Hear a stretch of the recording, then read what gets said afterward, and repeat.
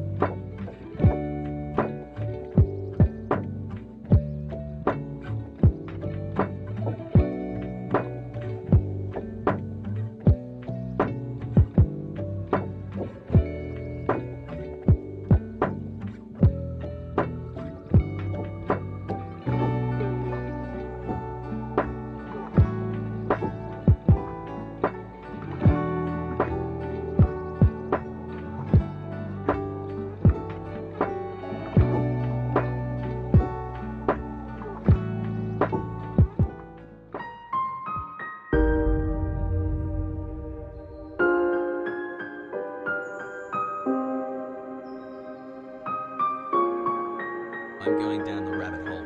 Every time I come in here, I have such a good time. Thank you, Hasan and chat, for all you do, Hasan. People kiss.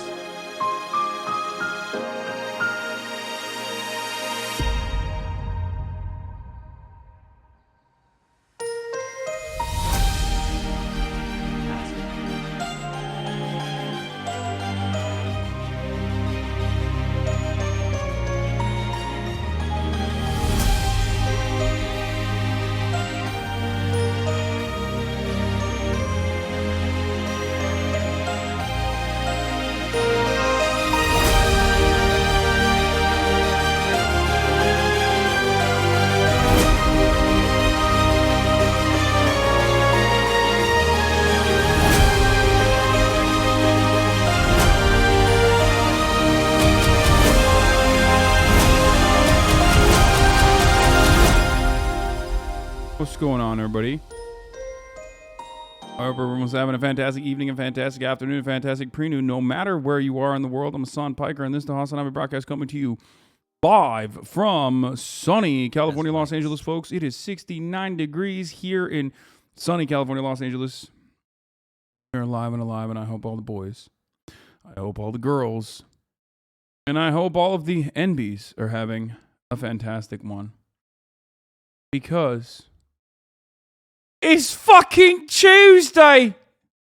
That's right.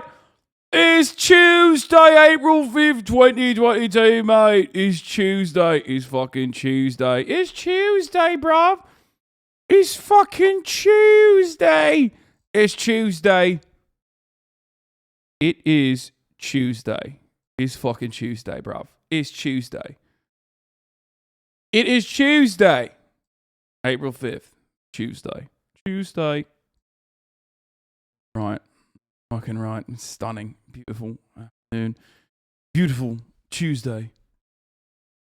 Alright. Alright, lads. It's simple as. It's fucking Tuesday. Alright. It's Wednesday in New Zealand, my guy. Okay, well, nobody cares. Okay? Fucking Tuesday, innit? And it's a beautiful Tuesday.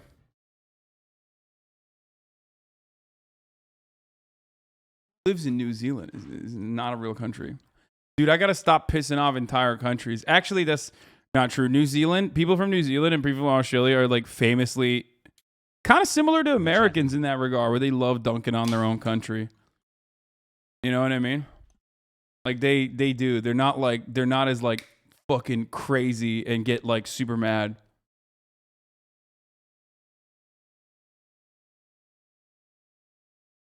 Like, they are literally the opposite ends of the spectrum of the Balkans. You know what I mean? The Balkans are on, like... I emailed your management last week about putting its Blamo time on... dude, Megaphonics, you are so dumb. Why would you email my management, dude? Just fucking put it up, dummy. You don't need, like, my approval, okay? Stop treating this like I'm Interscope, dog. Just put the fucking song up. Put whatever song you want to put up. You're so ridiculous, dude.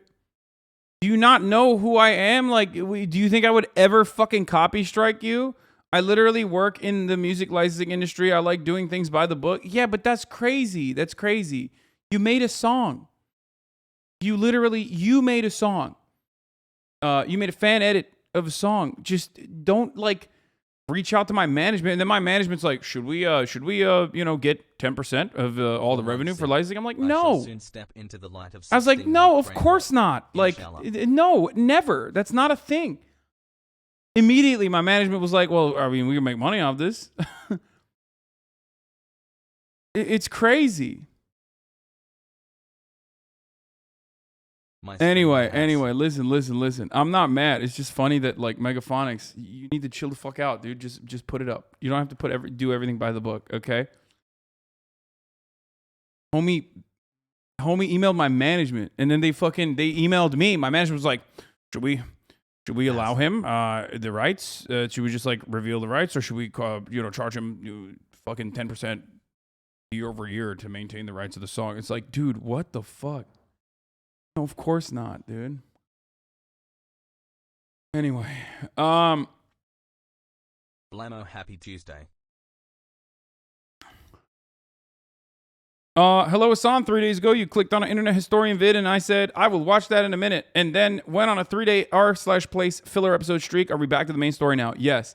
And r/plays was not a filler episode. Anyone that says r/plays was a filler episode was just, bitter that they were not involved, okay? That shit was important. We still think about the sacrifices made by Group 5, okay, on a special operation that we sent them off to that I totally forgot to call from, okay? Yeah, it was lame because it's still Reddit, and also, like, it definitely created a lot of, like, it made us, it forced us to be involved in Reddit, okay, as a community. And honestly, like, that's never good, right? r/plays was actually cringe and so much fun. Yeah, I mean, it was totally cringe, but like you said, it was also incredibly fun. Bro, we made battalions, dude. We made strike teams. Group 1, Group 2, Group 3, Group 4, Group 5. RIP Group 5. Like, the level of management and community organizing necessary to create, like, beautiful artwork like that, it was just fucking awesome. I can feel the brain rot taking over. Have a good stream today, King. It was incredibly fucking nerdy. People took it super seriously.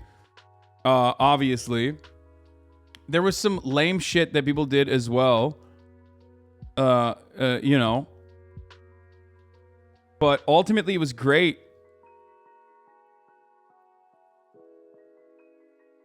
It was awesome. I hope we can do some things with those communities. Yeah, I want to. Blammo. And yeah, Hustle survived in the end. There's gonna be some memes around it, you know what I mean? Like, okay, buddy's gonna be popping off. We're gonna have some good memes. But ultimately, it was a lot of fun. Tuesday. They are still taking it seriously. It's crazy how the French keep trying to rewrite history by constantly posting the one a few hours before the end. Yeah, dude. I mean, they're fucking, this is what they got. Just let them have it, dude. Fuck it. Who cares? Plus, ultimately, it was pretty. Like, NB and having a great day. Thank you. It was pretty. You know what I mean? Like, the French one does not feature the cussy. This is the official one. Okay.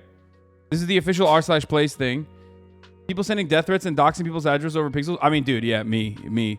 Bro, the French are still losing their minds in my fucking DMs. I talked to that one main, like, French account that posted the clip of me saying, like, I am the great replacement. I'm going to fuck all your mothers. And he was like, I understood that you were not being Islamophobic. I still think it's unacceptable. I was like, what the fuck? But you made it seem like you said it was racist. Like, your dog is the top of Reddit with 121k upvotes. Yeah, I mean, it's cute. It's cute that people...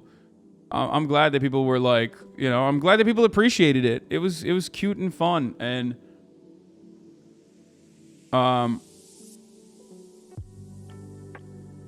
they've still been fucking putting death threats. So he was saying you were anti-French racist? Yeah, I don't know what he was trying to say. Hi. Still laughing about how you dipped out on H3 so fast when the white people started being plays. Yeah, because I wanted to protect I wanted to protect fish, and then we ended up killing fish ourselves trying to protect it. But ultimately, it was an amazing experience. It was an amazing experience overall. It was so much fucking fun. I enjoyed every moment of it. You know, there was some toxic moments like this one, which ultimately is not, you know, it's not the biggest fucking issue. It's just like you're just being kind of like a mean person and a bully for no reason when you do stuff like this, right? But you know, I don't even want to talk about it, honestly. It's just irrelevant in the grand scheme of things. It really strange stuff. Bread get in time. The Ukrainian representative's speech in the UN Security Council is worth watching. Yeah.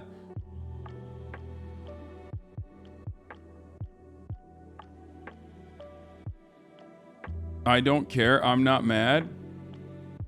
Wait, are you making fun of me saying I care and I am mad? Like, I mean, it was lame. It was a lame thing to do, but, you know, destruction of art is like kind of the goal, kind of the purpose. I had other art that people destroyed that kind of sucked. But that specifically was like kind of whack, but it doesn't matter. Other people took it super seriously, and then some of these motherfuckers started sending me like videos of dead dogs and shit. And they were like, dude, yeah, look, this is your dog. I'm like, okay, bro, you're just a dickhead. You know what I mean? Like, what do you want? Like, why are you doing this? Like, it's fine. You were kind of a dick and you did that, but like, why are you still doing that to me? Like, I don't, not normal. Please stop. And you're only making yourself look unstable to most people around. They're not gonna. It's really weird because like people are just like, dude, yeah, you got mad. You're so mad. You're so sad. It's like, no, it's. I understand. It's just pixels. You're just kind of being a dick. That's it. Like, you're the one who's. You know, you're the one who's being weird. Very weird.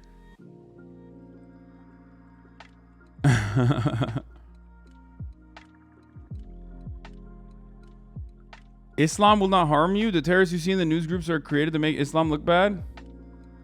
What?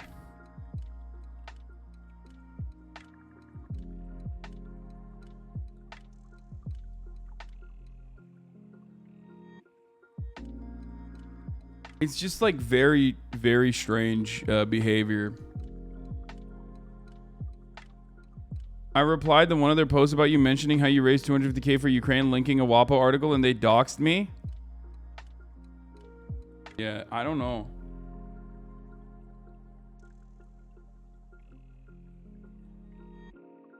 "21 months of pure, unadulterated brain smoothing." The funniest part about it is that, like, it fucking failed in the end. So it doesn't even matter. Let's not react to it any further. It was just weird. It was just really fucking weird behavior. And that spiral of negativity is only gonna. I mean, look, if you're in here to clip stuff out and like be like, yo, let's extend this drama or whatever, I'm just gonna say one last time, you know. Holy shit. You are never gonna find me making like 45-minute videos out of like any kind of 10-second interaction. That's a completely one-sided endeavor. And that's because I truly just don't want to cover it. You don't see me gloating when shit happens. You will never see me like openly fucking gloat. Am I gloating behind closed doors? Maybe. But you will never see me openly give space to this sort of thing. 17 months, let's go. And that's precisely why you are probably going to clip this, post it on the subreddit, and then underneath it, you're going to post multiple fucking, you know, streamable links of me like maybe mentioning it tangentially.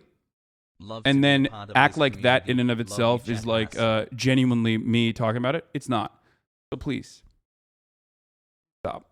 Just weird. And it's gonna just, you're gonna keep going. You're going back to your old fucking 4chan ways when you were posting on poll and it felt funny and it felt chill.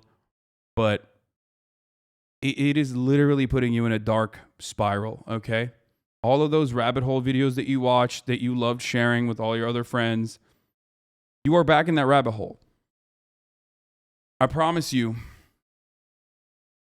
like, you're going to find out of context shit always to justify your behavior, but ultimately, it is not healthy, okay? I am not the evil villain that you have been conditioned into believing that I am. Just please, like, it's just unhealthy for you. I promise. 5. Have you determined what our orders are? I still haven't slept. Anyway. I probably shouldn't have even done that, really.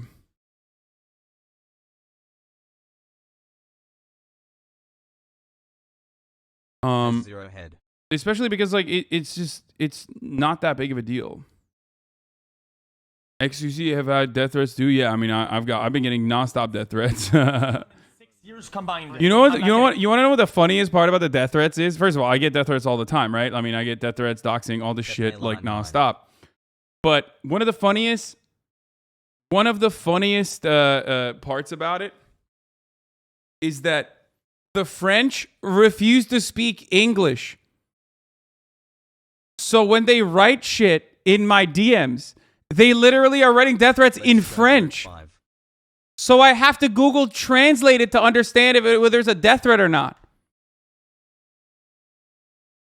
Which defeats the purpose. I'm not going to do that. I did it one time. I was like, okay, now I know. And then that's it. So you're literally defeating the purpose of sending a death threat to someone when you say it in French. It's fucking hilarious. It is the most French thing I have ever seen, dude. It makes it so much funnier.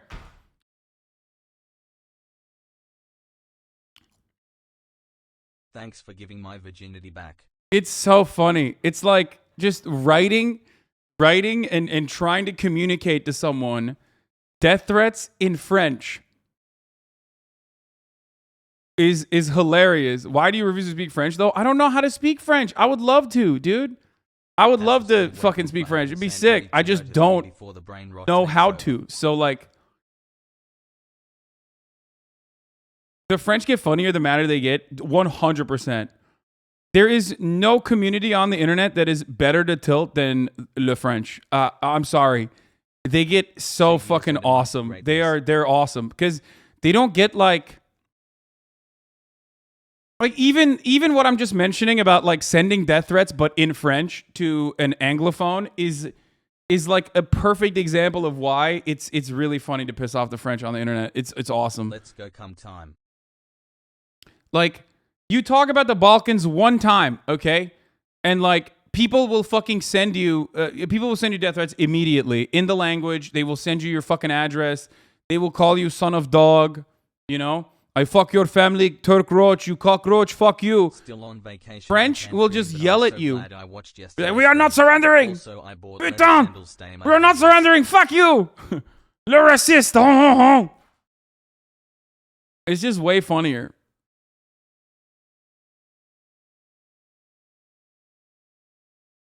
R/place was the perfect opportunity to make amends for 821 by helping the American flag community. But yeah, it was just fucking awesome. It is awesome. Those 4 days were some of the best of the year. Can't wait for the end of the year top clips. Oh yeah. Fortnite. People got so triggered from the grave replacement joke, even on the left, is hilarious. Yeah, I mean, it's literally a joke that I've made a million times over. People in this stream, people in this community know I say it all the time. I'm like, I'm your great replacement, baby. I fucked your mom. I'm your dad. I'm doing the great replacement. It's not real except for me doing it.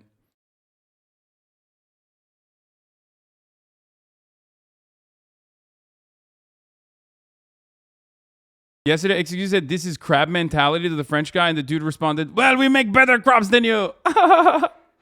Yeah, when they get mad, I don't know if like them getting tilted is like, I don't know if they're hilarious.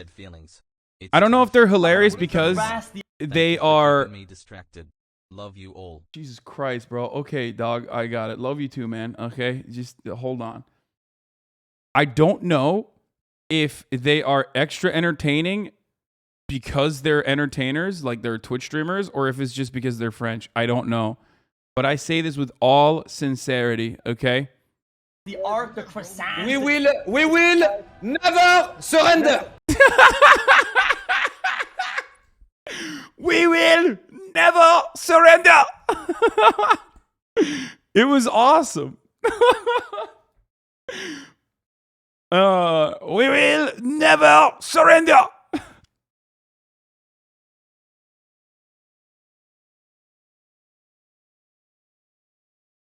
Oh, Jesus, dude. The interactions with the French was fucking top notch. That is just straight up top notch, dude. Anyway, let's blast off.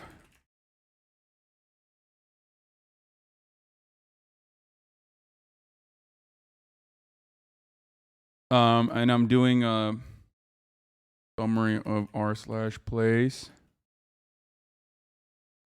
etc. Then on real, only on this broadcast do you have like American activist lawyer Steven Donzinger come onto the broadcast at 1 p.m. Pacific, but before we have him on, we talk about like, you know, fucking dumbass r/place. You know what I mean? It's like,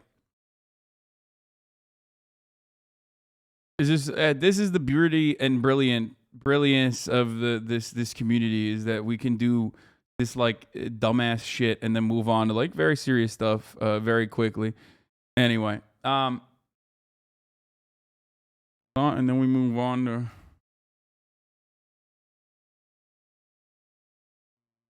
to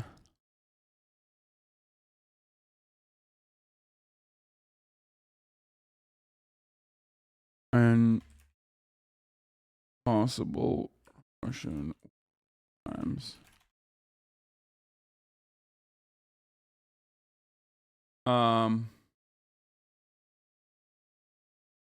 What happened to the mod who cheated? I don't know, but I don't know what that moderator was doing, but that was a Reddit admin, and I think that Reddit admin was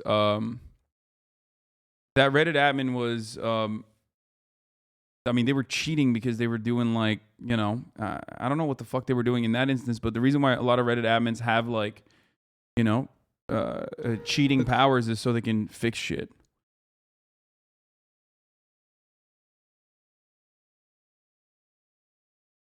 Probably got a finger wagging.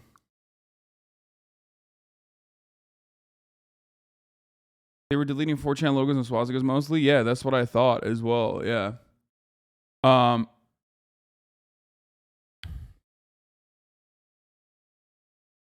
And the pedo carve out for Straight's bill in Tennessee. Dude, I love Tennessee, dude. They are steadily and so consistently trying to fucking outdo Alabama. It's just not going to happen, brother. Like, I don't know why. But you got Nashville. As long as you have Nashville, like, it's too difficult for you to, like, actually turn into an Alabama-style, you know, an Alabama-style state. Please blast off with this r/place veteran patch I made. Okay, sure. That's cute.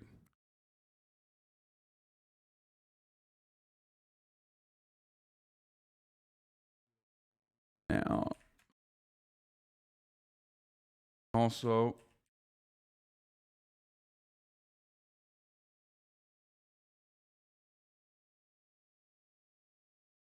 Steven Donzinger review at 1 p.m. Pacific. Now,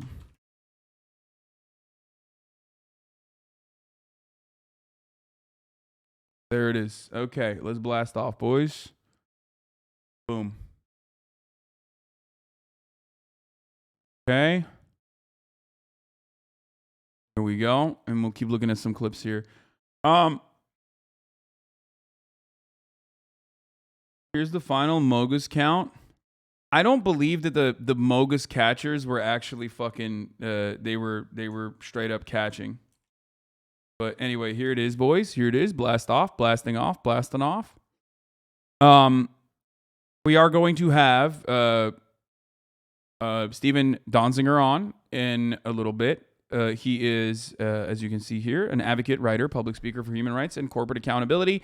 He was a lawyer on a team that won a historic $9.5 billion judgment against Chevron and the American, not criminal justice system technically, but like the American justice system has been punishing him non-fucking stop since then. In one of the more flagrant, grossest violations of what supposedly the libertarian principles that we supposedly hold on to here in the United States of America, in a situation where that basically completely fucking expose America's corporate corruption and how much they maintain and control all matter of government that they have designed specifically for this purpose. Starbucks CEO sweating. Obviously, we're going to talk about Howard Schultz sweating as well. That was really funny. That was really awesome. There's a John Oliver Trucks story as well. And here's the Macy's playlist. Nice. Thank you, Macy's, for the fat playlist. Zelensky addressing the United Nations in wake of the Bucha massacre. Did you watch Evangelion yesterday? Yes, I did. Yes, I did. We'll join Hasan Piker live on Twitch today at 4 Eastern to discuss Chevron's mass industrial poisoning of indigenous ancestral lands in Ecuador. Yup. Covered this insanity. They burn. Oh, yeah. There's also Amazon taking additional efforts to ban certain words. That was crazy. A tribute to our efforts in r/place the last few days. That was nice. Proud of everyone who participated. Dude, this community is awesome. One of the funniest parts was I saw a comment because underneath like one of my posts about this, where I was talking about like all the beautiful art that you guys created, that we all created together, and someone was like, "Wow, you're not gonna credit the artist." I'm like, how am I gonna credit 50,000 people? It's like at that point, at a certain point, it goes away from like just being an emote in the community to like 50,000 people in real time, basically building that art and defending it. An undeniably fraudulent $9 billion judgment.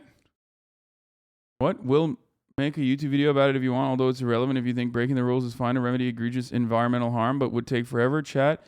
History should demonstrate I am not bad faith. Donzinger's case is extremely complicated. His characterizations of the proceedings are consistently misleading, and his hands are far from clean. What the fuck? Do I have oil lobbyists in the chat? Brother, even if you've sucked up the protocols in which they gathered information, like all the misinformation about how they gathered information and everything that they fucking did to be completely unreasonable, it is ridiculous to hold someone that was not fucking prosecuted criminally in contempt of court by way of utilizing a favorable judge in a fucking in a civil case. Like, okay, go to jail permanently then, you know? I guess you could go to jail permanently if you ever piss off a big corporation. Like, that's cool. They fucking got you, dude. Wait, what? Yeah, this was awesome. This was funny as fuck. Dude, even the American flag was they looked better afterwards. Like they figured it out.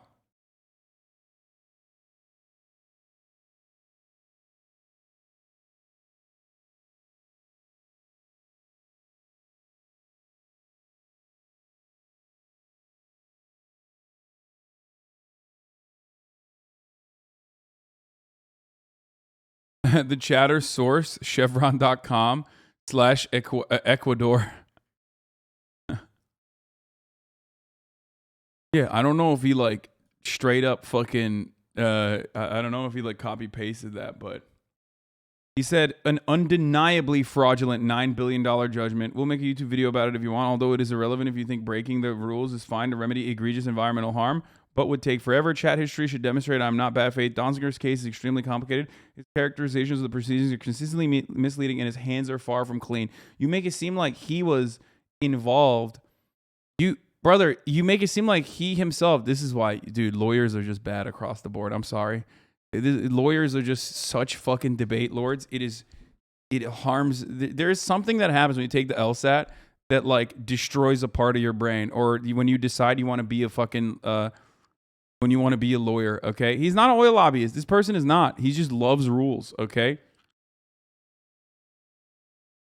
See, I called it. I knew he was a lawyer, but as an attorney, it is extremely clear that Donzinger is no better than Avenatti. Dude is crying because he committed fraud in a foreign court and then tried to enforce a fraudulent judgment in the U.S. Would take 1,000,000 years to go into the nitty gritty, but it breaks my heart that this liberal grifter has conned everyone. Bro, I knew it. I knew it. Listen, don't attack this person in the chat, okay? He can't help himself. He's a lawyer. He's an attorney. And attorneys have this thing where they're just like, the rules were being broken, and for that reason, it's like everything about our beautifully built, infallible institution was desecrated, and his hands are far from clean. In a conversation where, like, you know, indigenous land was being fucking eviscerated by a fossil fuel industry mega corporation. You know what I mean? Like, you're making it seem like he was dumping barrels of oil or something on wildlife in Ecuador. In any case, I have attorney brain rot. The rules matter too much to me. I credit you for caring much less about the rules you are teaching me is a huge benefit. Yeah, I mean, I don't. Not an oil baron. Wish I had the deed. He sees my brain was destroyed by the LSAT. Yeah, it's just like when you're a lawyer, when you do. I mean, dude, that's why I love Allah Liker and all the A-Lab boys are funny, because at least they recognize the lawyer brain rot whenever they're covering shit from a leftist perspective as attorneys. Because it's like, they literally are just like, it's the rules. I can't stop. If you break the rules, then you're destroying the sanctity of the system.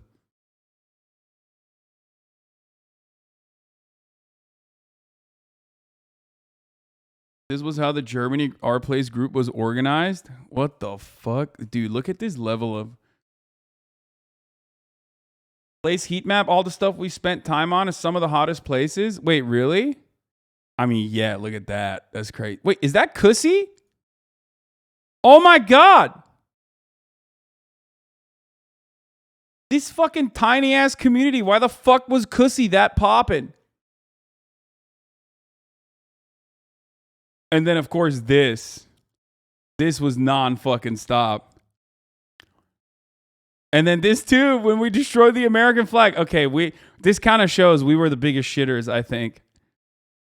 Like, this community was definitely a part of the coalition that was the biggest shitters on the fucking board, straight up.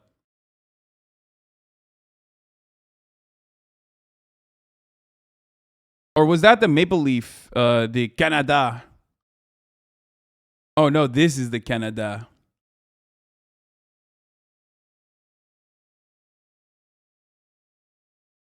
And then is that Hassel?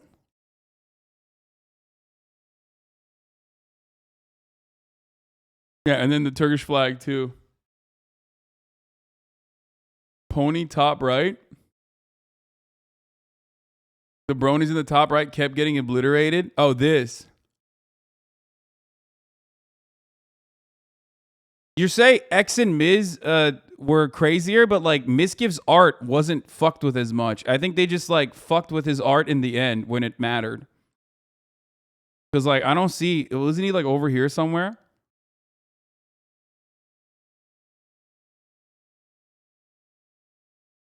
Which sucks because in the end he had no art left.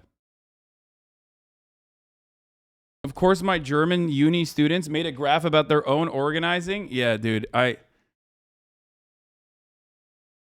is basically a defense map. Yeah.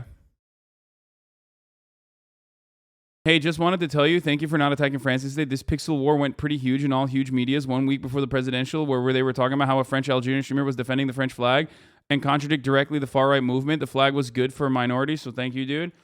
Yeah, maybe that's why they got so mad at me and said that was le raciste. Dude, France is so fucked right now. Holy shit. I cannot believe Le Pen is like literally gaining momentum. Am I crazy? I actually need some not a French chatter, but like I need like some fucking French communist to describe to me what the fuck is going on in your elections. Bro, you actually started the war on the France? Someone clip it? No, I know, I did. Yeah, I was the one who started the fucking French war, straight up.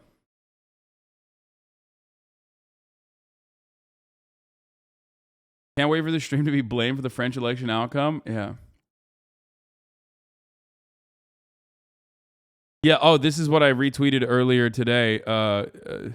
Zemmour has inadvertently aided Le Pen's long-standing mission to detoxify her movement because his relentless focus on the supposed horrors of Islam and out-of-control immigration made her appear relatively moderate and socially focused.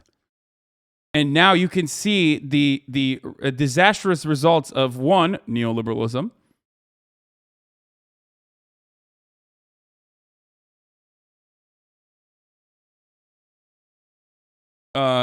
with obviously Macron being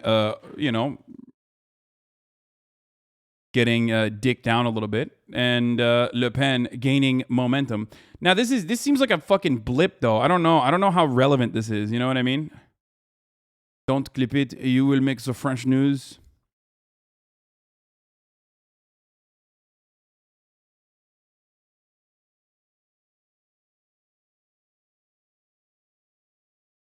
Not that Le Pen is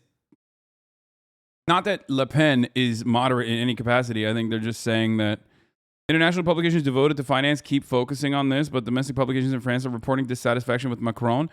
One, manifesto to raise the retirement age, OAP's vote. Two, has refused to participate in the race until now.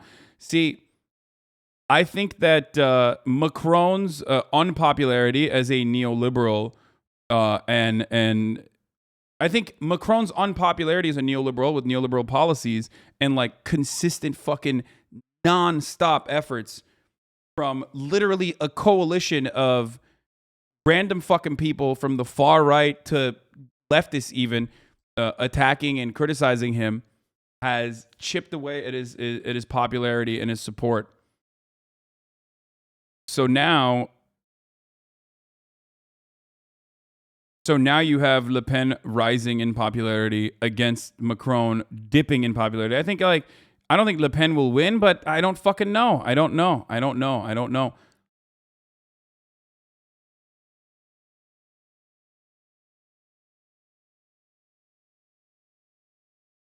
There was a democratic peak around 2010 in Europe. Since then, we are on a decline. Autocratication. You can check the VDEM, Varieties of Democracy data bank if you want to.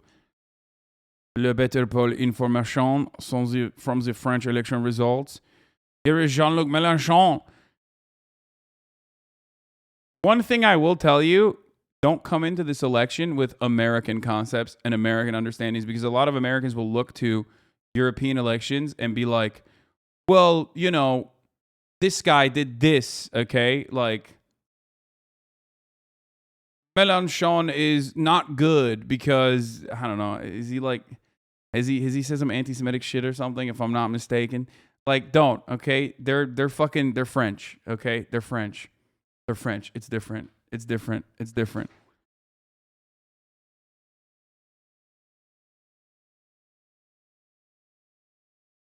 Like, you know. Like, who hasn't done blackface? You know what I mean? He connected Zemmour's shittiness to his Judaism specifically. Yeah, it's just like they're French. Most people that are running are going to be racist and anti-Semitic. Okay, I'm sorry. It's just the truth. There's varying degrees. You have to pick the one that's like the least racist. And here, if you want to compare it to like American politics, I mean, think about Joe Biden, right? Like Brandon now, people will say is not even remotely racist, blah blah blah. But like Brandon is literally Jim Crow Joe, you know. So every country, kind of similar to the United States of America, is running on who is the least awful, okay? Does that make sense? Like, who is the least awful person that you can find for this position?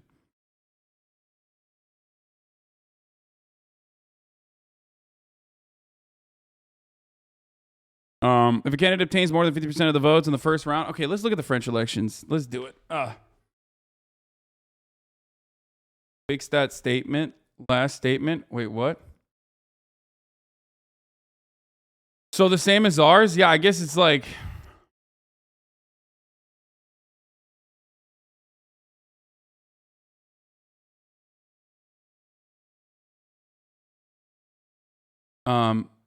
Macron didn't even do blackface. He used to work in the coal mines and then realized at the shower for the Halloween party. I don't even know if Macron did blackface. The thing to make fun of Macron about is like, I mean, not to even make fun of him, I guess, but like, I mean, he did like a very, very interesting thing with, you know, his relationship is like really odd. Okay, it's just interesting mother wife situation going on with his teacher.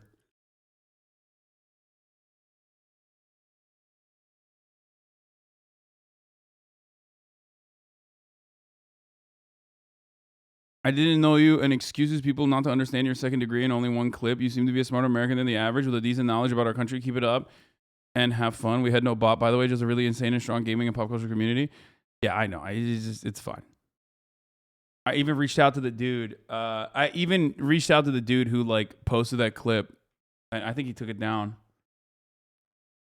I was like, listen, I think that was like, there was a misunderstanding. Like, you know, I say that as like a Muslim Turkish dude living in America to American racists all the time about great replacement. It's obviously fucking bullshit.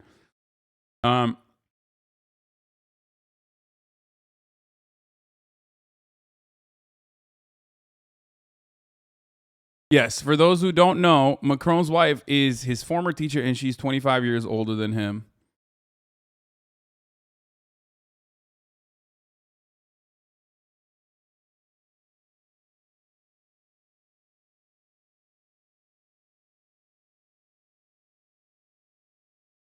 We have elections today in Wisconsin. There are 2 socialists running for county board trying to bring sewer socialism back to Milwaukee. Please yell at people to go vote. Sure. Look at that in a little bit. Parents made them transfer high schools to break them up, but the love was too powerful. That is right.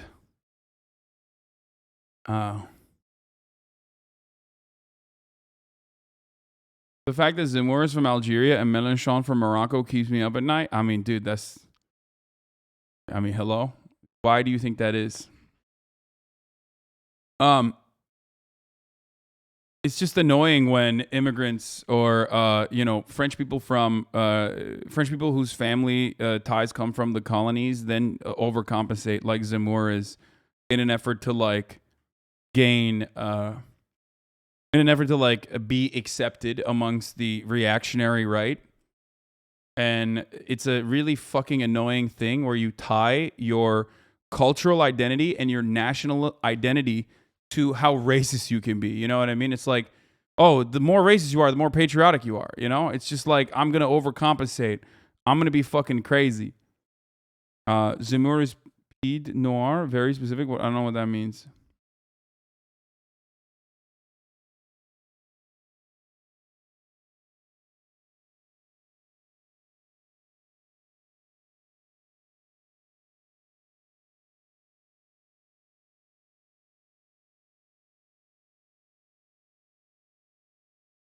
Translates to Blackfoot. What the fuck does that mean? Can you stop doing that Italian hand gesture randomly? This?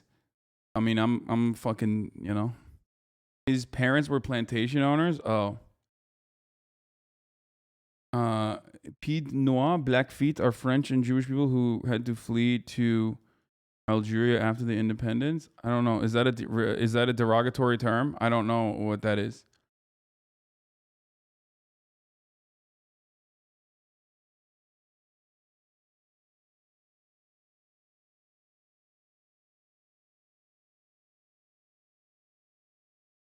More is amazing.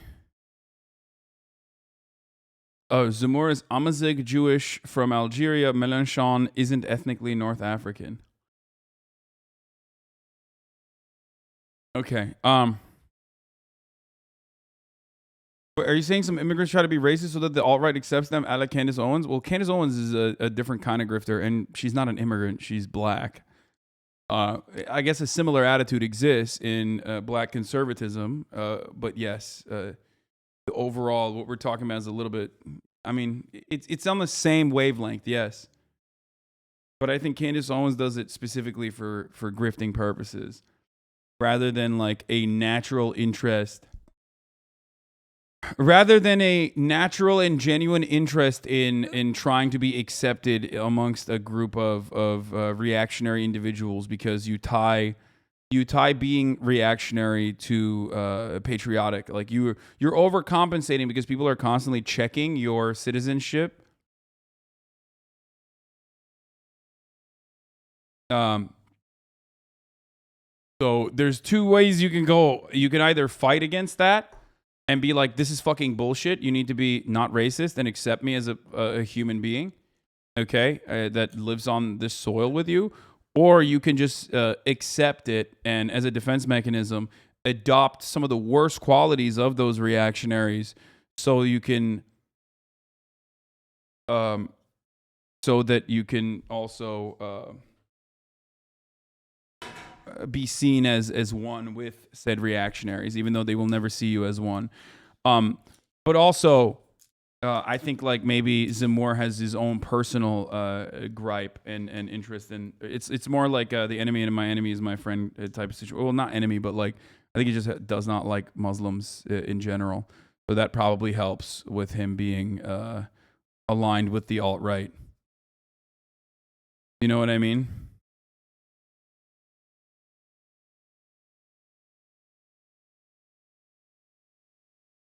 Yeah, J.K. Rowling is a good example. Like, J.K. Rowling is a TERF, right? She fucking hates trans people.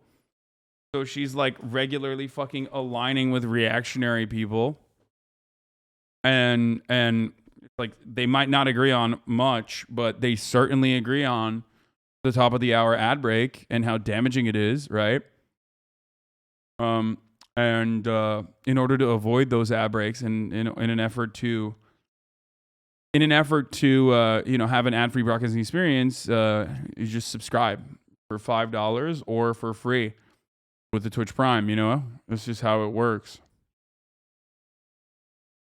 Twitch Prime is, of course, free as long as you connect your Amazon Prime account to your Twitch account, right? Where you get one free Prime subscription a month. Here's the 1 minute ad break now. Okay, I got to go through some of this. Hold up. What is this? I got a shout out. Yeah, you're having fun. The architecture's breathtaking. So sear. Everything, I just think, do you want to walk to that? Is there a point? Or do you want to just... There's a big fence around it. Okay. What's over this way? Oh, yeah, like, look at... Dude, imagine this being the entrance to the place. Dude, how many times have I fucking told you? Americans that go to Europe literally fucking see for the first time what beautiful city design is supposed to look like, okay? Imagine living in a fucking city that is designed for walkability to a certain degree, obviously, much better than America. A city that has like a robust infrastructure, a city that has like public transit that is adequate, okay? In comparison to the United States, once again, it might not be the best, but it still exists, right? And then also seeing like a unified like, what's the term I'm looking for? Like, it's bare bones have been around for many, many years, and that all of the buildings are aligned with one another. Like there is some kind of, there's basically some kind of like architectural symbiosis. Okay? Like there, you look at it and you're like, okay, these are all the same kinds of buildings. The aesthetic is a visual cohesion. Yes, that's a good word for it. That you look at that and you say, hey, like this is what cities are supposed to look like. Not like in fucking America. Another French viewer described it well. Zemmour is a mix between Trump Shabiba with a sprinkle of Peterson, and he's been on TV for 10 plus years. Yeah. When you do actual urban planning, okay, when you do actual urban planning and city planning, you can have urban sprawl that is still built upon a foundation that looks unified and that looks coherent, that looks like it was designed with a purpose, rather than something that you just fucking slapped on top of one another, and it's just like a fucking sequence of goddamn malls and parking lots, okay? And I think that like a lot of people in Europe unironically don't recognize. I think a lot of people living in European cities don't recognize how spoiled they are with that. They take it for granted. Just like they take fucking healthcare for granted in a lot of instances. Like they just don't realize what it's like when you don't have that. You know what I mean?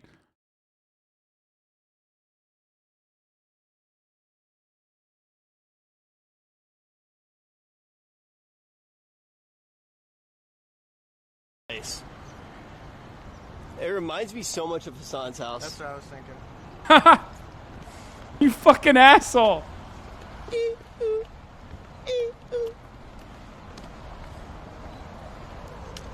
Guys, is Hasan doing tours today? I didn't realize how fucked American cities are before I watched Not Just Bikes. Yeah. Motherfuckers at Hasan's house, bro. Come on. I will watch the Knowing Better video later, yes. Knowing Better is a goated fucking content creator, dude. Straight up. Incredible stuff.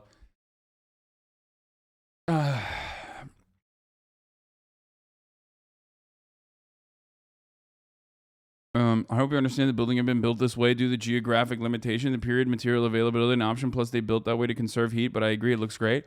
Okay, but like similar problems still exist. You know what I mean? And that's the issue. Like you just described good fucking design and good architecture.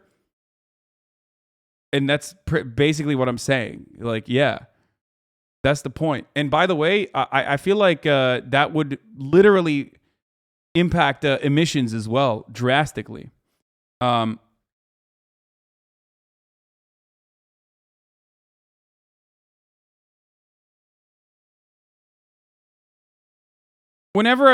I'm saying is whenever I go to Europe, okay, whenever I go to a big European city and I see how shit's popping off, or whenever I go to like Germany, for example, and I take advantage of the public transit, when I see the connection, the grid between like urban and suburban landscape, okay, and how it's still interconnected regardless in comparison to anything that you experience in America, okay, it frustrates me. It frustrates me because I'm like, why the fuck can't we have this? This is how it's supposed to be. And then I think to myself, like, this has to change your attitude, right? Like, it has to. I discovered you with the Our Place drama with us. I'm glad to see you are not racist finally. Yeah. No, I am, brother. I am. I'm racist towards white people. Apparently.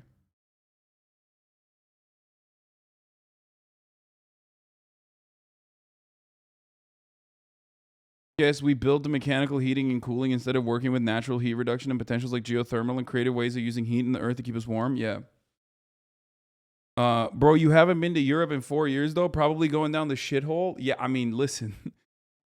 I don't think structures that have been around for fucking, hundreds of years that were rebuilt after World War II are now in the last 4 years due to neoliberalism getting destroyed, okay?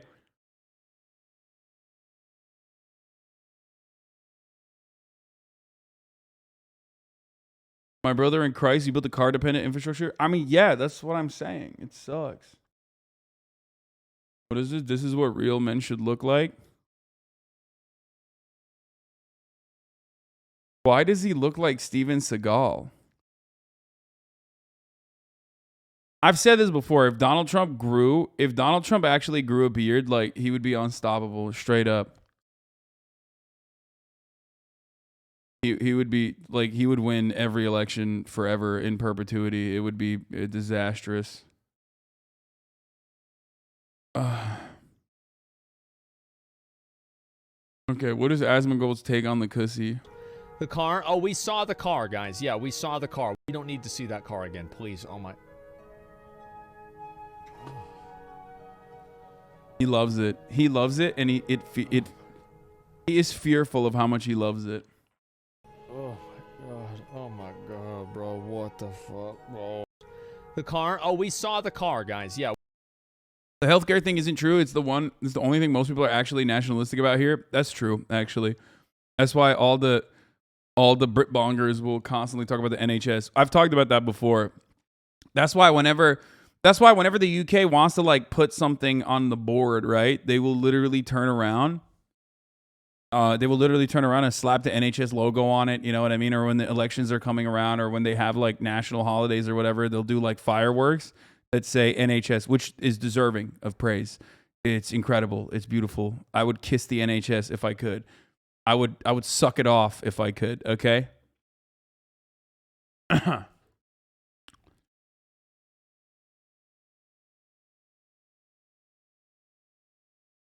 We like the tube here too. We British people are not obsessed with the fucking NHS. I will retake Istanbul and return Constantinople to glory. Yeah, good luck.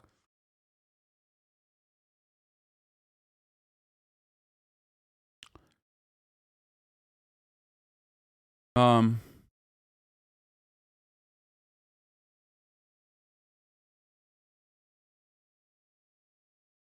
NHS had a flag on our place? Yeah, exactly. It's like Social Security in America. Bro, the difference is our Social Security apparatus is fucking fundamentally broken and constantly getting chipped away way faster than the NHS is getting chipped away, even though the NHS is also getting chipped away. The grass, the art, the croissant. We will never surrender. Never. Too late for that. Again, you mean? It's not surrender. It's not a surrender. It's not a surrender. We are not giving everything. You don't understand. You don't understand. You've been attacking us. We won't give anything. We won't give anything. And you can say whatever you want, call whoever you want. We will fight till the end. You destroyed our art. We will rebuild it. You can do It'll whatever. look bad at the end, though. It'll look bad. No, it won't look bad. Trust my people. It won't look bad. Also, speaking of which, by the way, speaking of like public infrastructure or like publicly owned and operated things being sold off, the Tories are trying to sell Channel 4, bruv. And honestly, it's unacceptable. Channel 4, after all, has given us such bountiful beauty, such as the show where a Tory woman dressed up as a Muslim woman for a week during the terror attacks. Only then was she able to notice the Islamophobia that was happening in. Only then was she able to notice the Islamophobia that was going on in the UK, and that's right. But like for real, they should not privatize it. That's fucking bullshit. You know. I saw this. What was it like being so close to this grifter?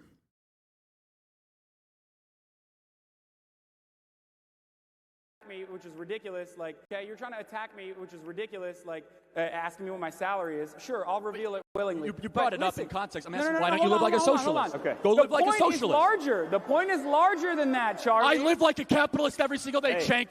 By the way, the irony is that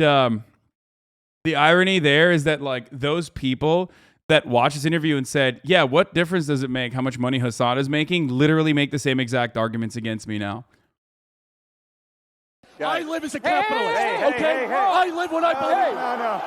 No. What do I do? I get charity every single year. Hold on. What's my salary? Charlie. Less than his. Charlie, take a Come on, seat. Shank, let's go. Charlie, What are you doing? Sit. Take a seat. Take a seat. Psycho. All right, no. Take a seat. You're gonna take a seat. You're gonna take a seat over here. Oh my God. What's my salary? All right. Oh, ridiculous. All right, behave, everyone. Jesus Christ. Okay. God, I was so fucking hot. It's not even funny. God damn, dude. Sorry. Practice what I preach, Shank. Charlie. You Stop. do not practice what you preach. Charlie. Willard. All right, hold on. Last point. You don't. Yeah, I'm still calling people psychos. It's so funny that motherfuckers will like be like, "Yo, Hasan, you changed up, bro. You changed up." It's like, no, motherfucker, your attitude towards me changed over a sequence of like hate videos that you watched by other motherfuckers, and you got duped into believing that my attitude or my fucking moral foundation or my worldview changed at all. It never changed. It's always been this fucking same. Okay. Oh God, so frustrating. Yeah, the only thing that changed my fucking hairline, dude. Because tu es un Twitch streamer, tu es un dégénère. Dégénère. Tu es, we're all crazy, we're all degenerates, we're not gonna sleep. The people have jobs. What time do the French go to sleep? France, when people go to bed. That's what he Googled. Brilliant. Il faut qu'ils aillent au travail. Ils ont des enfants, ils ont des familles. You let us alone, murderer. You left us alone, murderer. But murderer, that was out of pocket, I thought. Because that's hilarious.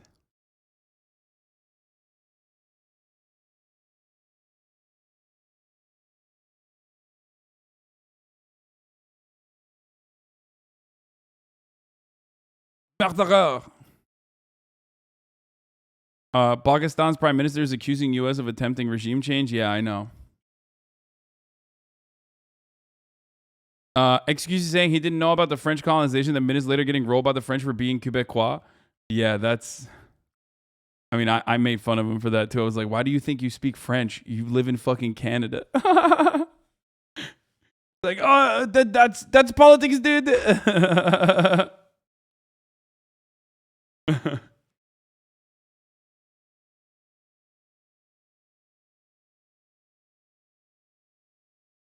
Not sure why XUC constantly changes his accent. Bro, it's impossible not to when you're talking to malding French people. I'm sorry. It's literally impossible not to change your fucking accent. Okay? It's just straight up impossible. It's so good. We will never surrender. Okay. We're done with the r/play shit though.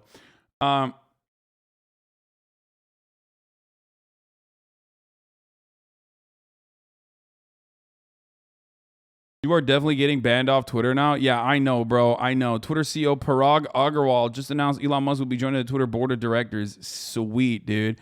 That's going to be sick. I'm excited to share that we're appointing Elon Musk to our board. Through conversation with Elon in recent weeks, it became clear to us he would bring great value to our board. Yeah, great value, dude. I love the idea of a fucking guy who routinely posts like 9gag shit posts to fucking, you know, to get all the soy-facing weirdos to be like, oh, Pog, he's just like us. I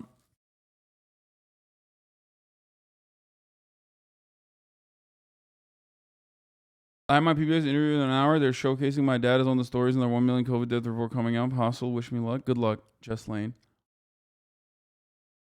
Dude, the Clips Industrial Complex has zero chill. Dude, come on. You did not post this. You can't do that, dude.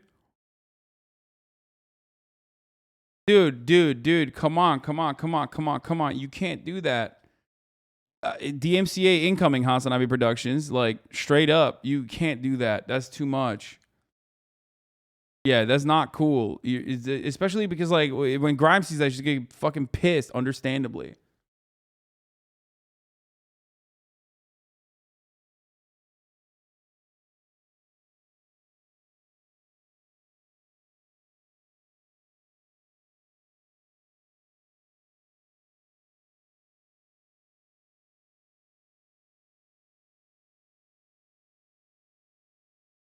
Like, you know, we joke about like the brain rot that HasanAbi Productions has, but like that's, you know, you're cucking further content by doing that, for the record. You know what I mean?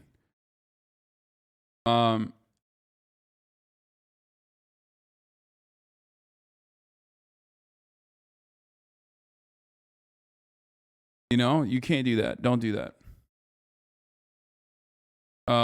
Okay.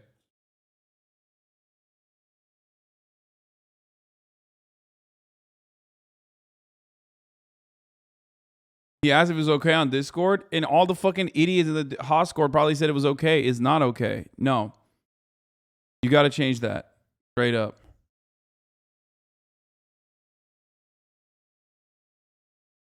I know. Well, no, it's not a good thumbnail. It's completely unacceptable. You have to delete that. Straight up.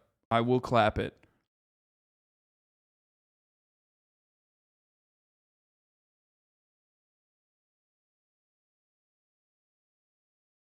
Okay. Let's. Yeah, this is like a person I know personally. That's fucked up.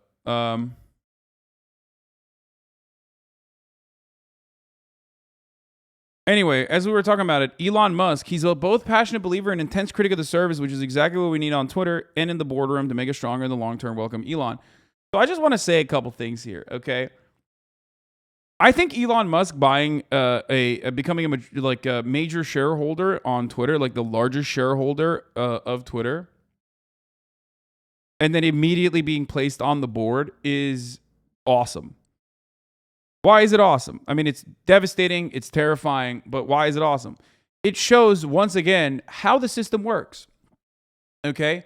That a board of directors is not actually, working on making the product better, making it better for consumers in any meaningful capacity. It's pay to win, okay? It's pay to play and it's pay to win. You, as the average citizen, have no power. You could literally make 1 million fucking change.org petitions, and you would never be able to get a fraction of the power that a billionaire has, okay? And it's wonderful to see. Like, he has no qualifications for it whatsoever. He's not even a good poster. You know? And that's it.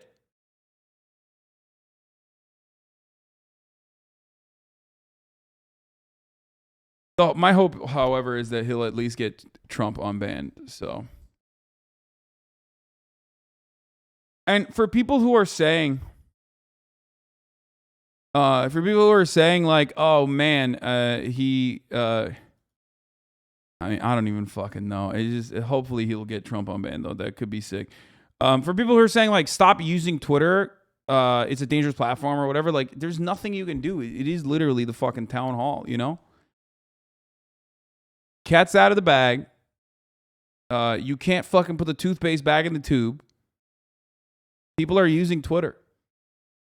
That's it. You know, there's no alternative there.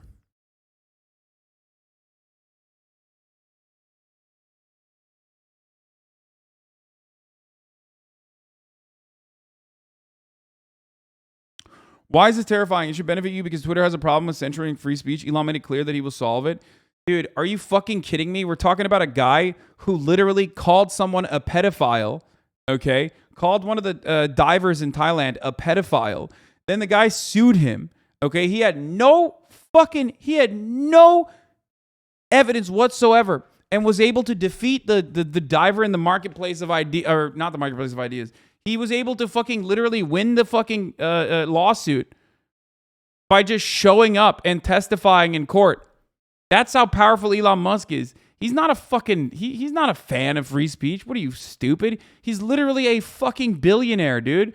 No billionaire's a fan of free speech. You mad, bro?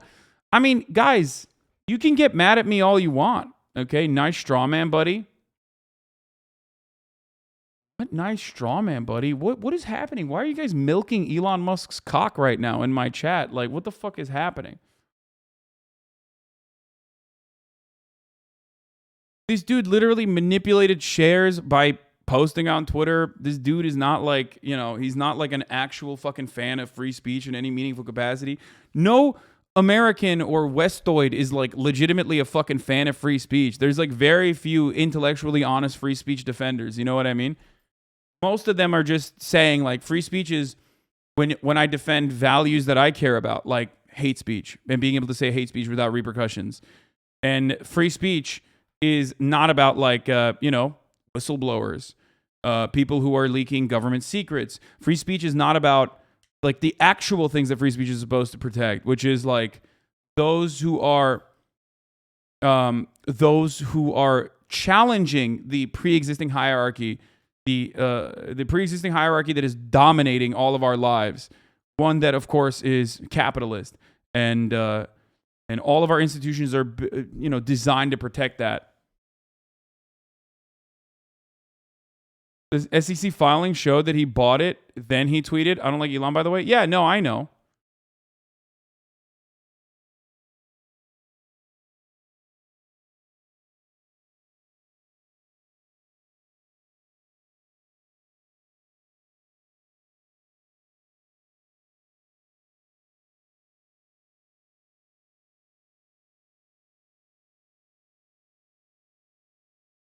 I guess people don't realize that acquiring a media outlet influence or outright ownership is billionaire playbook 101. Yeah, like Jeff Bezos buys Washington Post and you guys are understandably upset about that. But when Elon fucking becomes like the plurality shareholder of fucking Twitter, you're not seeing that as damaging and as scary. What the fuck? Just say you stand certain billionaires and others and hate others, I guess. Yeah, I mean, free speech, despite calling himself a free speech absolutist, Elon Musk has a history of retaliation against employees and critics. Yeah, free speech absolutist. Try to say some shit. Try to be a Tesla owner who, like, fucking, talks about its product and how you don't like it. Free speech absolutist, dude. He's a huge libertarian. That's why, right to repair, right? It's just like you're a dumb lizard-brained weirdo fucking got sucked into the memes, like the 8-year-old memes, and now you think that's actually great. Like you think he's cool because he posts memes. There's a possibility you are not, because so many conservatives have looked at the anti-conservative bias that Twitter has exhibited very clearly over the last couple of years, and they go, you know what, Twitter hates me. I'm not going to get on it. But you might want to change your mind if something happens, because yesterday on this show we announced that Elon Did Musk ever come out against right to repair? I feel like it's another straw man, bruv, but I could be wrong. I mean, doesn't have to publicly come out against it. Elon Musk bought a little less than 10% of Twitter. And so now the question is, will Elon Musk make it more mainstream, more down the middle, less to the left? Well, he tweeted out, he said, "Do you want an edit button?" And then he attached yes or no, his own little survey here. And I would say conservatives would say no, we don't want edit buttons, we don't want to be censored. But Twitter is known for censoring. I'm no Elon Musk fan, but there are 20 better arguments in a failed libel suit, bruv. Dog, the fuck do you mean? He literally called someone a pedophile without any information whatsoever and was able to use I was just kidding. In South Africa, pedophile is actually just a thing that we say to people, by the way, argument, to literally get out of a fucking lawsuit that would have been open and shut in any other court system that wasn't fucking completely created to suck off corporate teat. Okay? What the fuck do you mean? It's also a direct conversation about free speech. If you don't consider that to be a good argument, by the way, oh my God, it's not a good argument, then I don't know what to fucking tell you. When Elon Musk starts banning people that are dissidents or people talking shit about Tesla, maybe then we can have a conversation about whether it was weak sauce or not. Oh.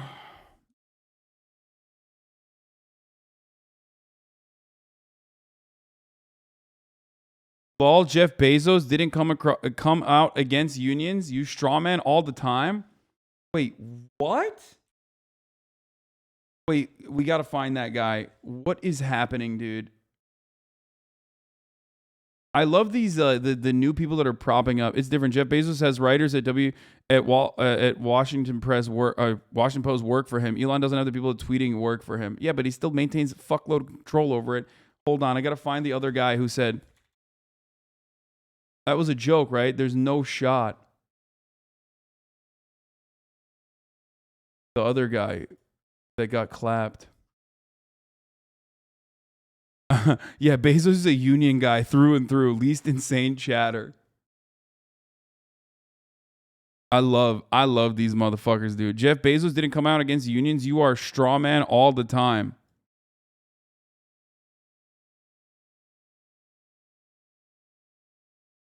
What the fuck? Yo, what is going on right now in the chat, dude? Yeah, of course, he's not going to fucking say, like, I despise unions and that they should be executed.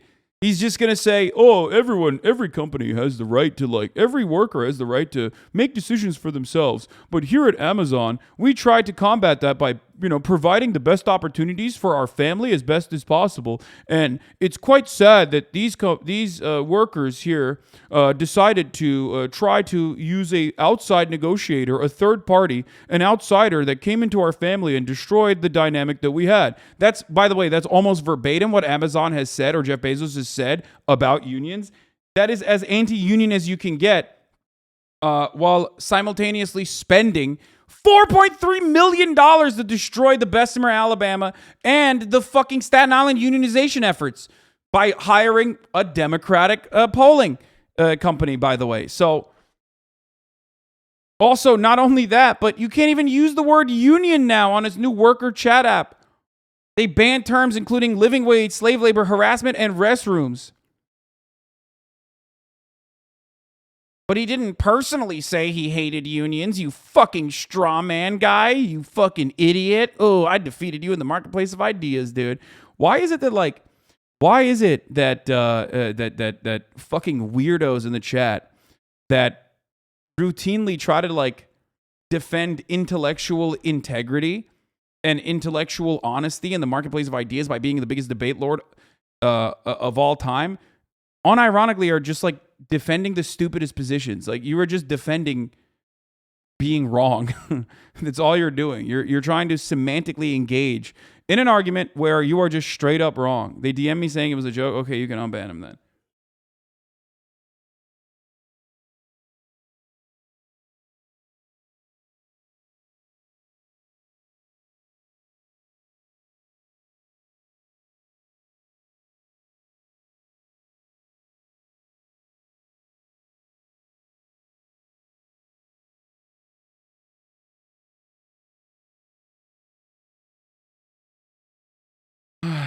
Anyway, how are companies allowed to censor their employees? It's so fucked up. Dude, you don't understand. It's to defend the integrity of free speech that they're doing that. You would want the company to actually ban swastikas, right? Hasan, owned. Censoring certain stories, and they're known for shutting you down if you're a conservative. So I'm sure this really freaked Twitter out. Well, right? the whole idea behind an edit button, and Jack Dorsey has said as recently as 2020, he said we'll never have that, is that if you do a tweet and you misspell something, you can't fix it. Like on Instagram, you can edit your post after exactly. you post it. But Yeah, on Twitter, it's done. Twitter made very sure that you couldn't do that. In fact, the CEO, after he tweeted that out, said, he went on Twitter and he said, the consequences of this poll will be very important. Please vote carefully. Would you remember that's exactly what Elon Musk said about a week ago. Great idea, by the way, to run a Twitter poll, like one of the most easily botted. Like, you don't even need incredible amounts of knowledge to be able to bot a fucking Twitter poll. Awesome. When he tweeted, do you want... Bet Elon. Hey, guess what? Elon doesn't need an edit button because he could just go to court if he's sued for libel and justifiably and understandably sued for libel. And he could just say, lol, I was just kidding, and get away with it. So... feel like this is a place where free speech is stifled. And it was a 70-30, 70% of people who answered his poll said that it was. And he said, please answer carefully. This poll is important. Turns out shortly after that, he went and bought the largest stake in Twitter. He owns 9.2%. It's worth $3.5 billion now. And then Twitter stock surged 30% because of this. You know, he's an inventor, and he recognizes that free speech is under assault, and he put his money where his mouth is. And he has enough money to take over this platform. Dude, I love Fox News. I love Fox News, who are like, there are bad billionaires and good billionaires. Bad billionaires are the ones that we don't like. Those are pedophiles. Good billionaires, on the other hand, are the billionaires that we do like. Those are good. They're intellectually honest and defenders of free speech. How do you not realize, how do you not recognize that these are literally all demigods, okay? They are. They are basically demigods. They have the power of deities, okay? All of our institutions are defending them for the most part. Your arguments against Your arguments against fucking Jeff Bezos just revolve around, you know, Jeff Bezos being like, I guess, pro-gay or something. Not that it fucking matters, okay? It's wild. It is actually fucking wild.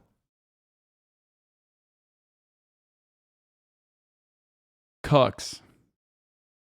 What is this? I can't even see this because the fucking account has, once again, fucking blocked me. Mark Anderson, whoever the fuck this is. Who the fuck is Mark Anderson, bro?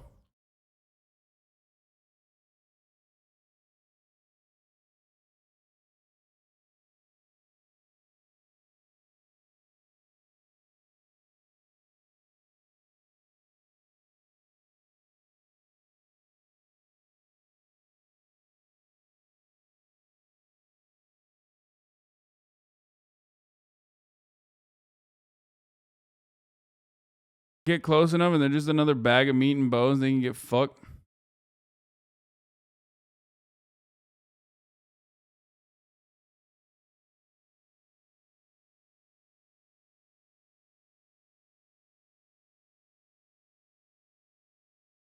You were on an anti-America block list? I think it's because of that. That's hilarious. Shut the fuck up. Are you serious?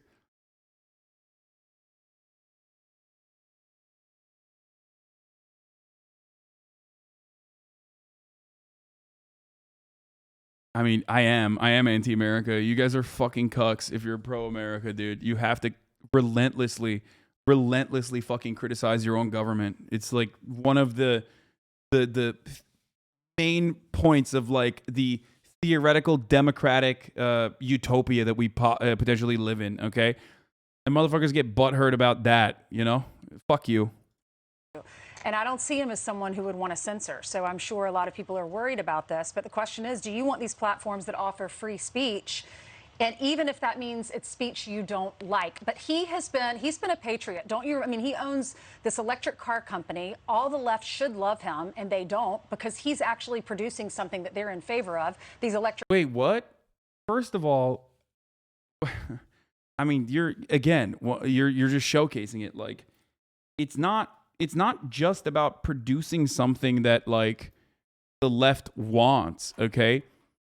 Yeah, I am theoretically in favor of government subsidies going towards renewable energy initiatives, okay?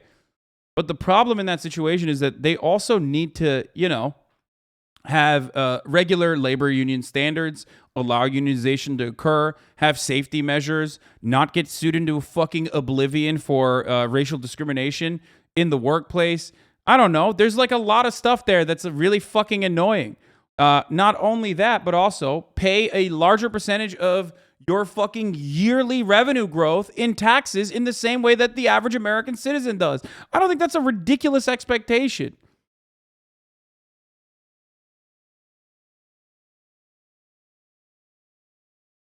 Cars to get us away from oil and gas independence. And where did he move? Or dependency. Where did he move the company? He moved it to Texas. Texas, yep. Right, but and he was so brave. He said that extraordinary times. He did pay taxes on Omega Law. I know he did. Okay, especially this past year. Elon Musk simps. I know. Okay, this is the wealthiest person on the fucking planet. Obviously, I'm very familiar with what he does and doesn't do. Like deliver the Roadster or deliver the pickup truck or deliver anything really that he has claimed he was going to deliver over the course of the years, with the exception of like the Teslas that he has. Okay. God, Elon Sims are so fucking weird and gross. It's so fucking wild. Okay. You don't make $1,000 million without working super duper hard and being honest and grassroots. Yeah, exactly. Most of the arguments that are in defense of Elon Musk unironically revolve around this, like, you know, designated marketing campaign that he has created where, you know, people think he's like fucking Tony Stark. That's it. You like literally think he's like a Marvel superhero, Tony Stark. He like built Teslas on his own. He like made all of that.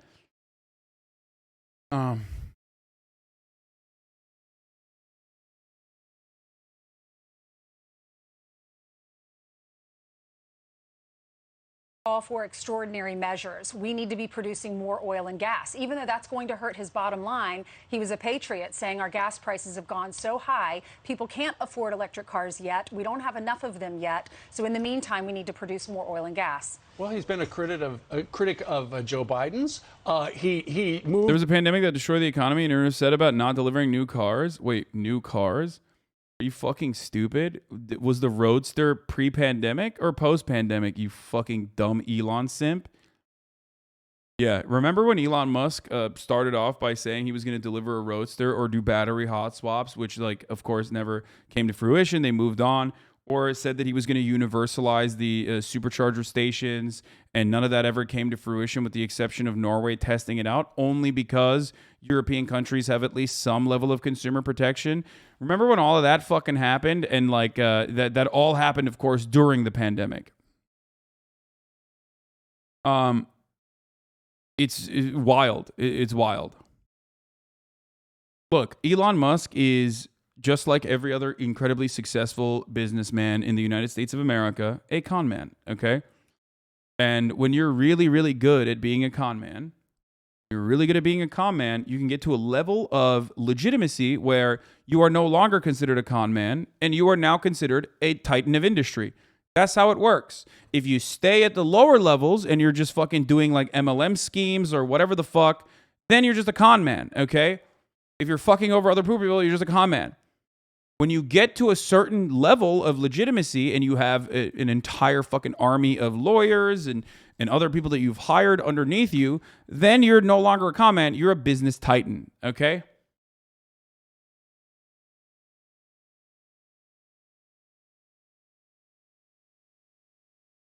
To Texas because he does not like all the red tape of California and the high taxes, and there are no state taxes there as well.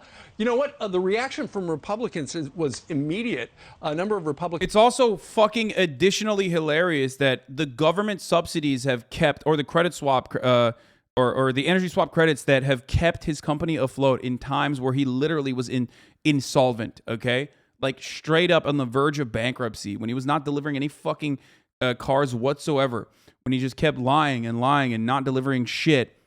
He changed it up real fucking quick. What, $5 billion in subsidies so far?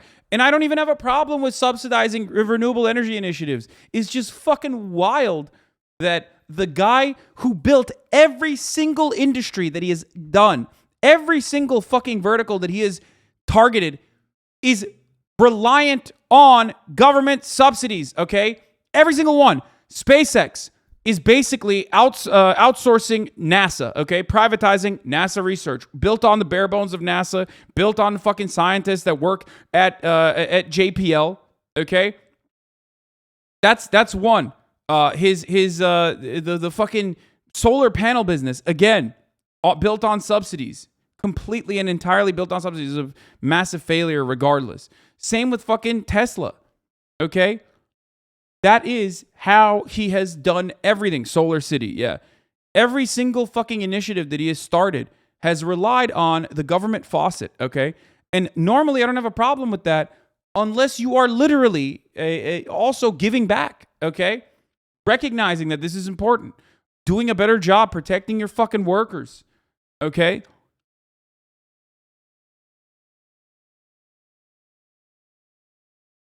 God damn.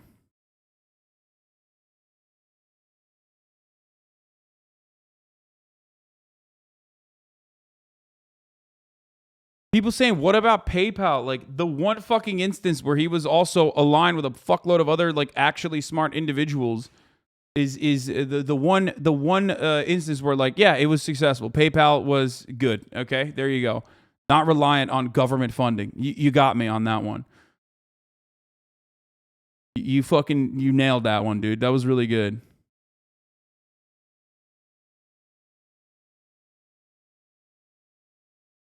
Except for PayPal, which he didn't create or conceive, but loved taking credit for.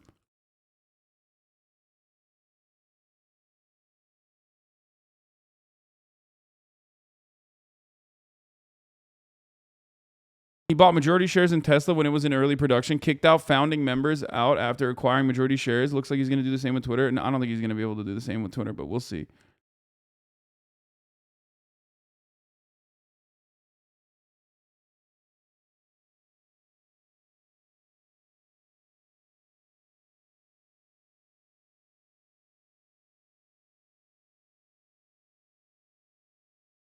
Dude, he was at Stanford though, bat chest. He never even graduated from Stanford, I don't think.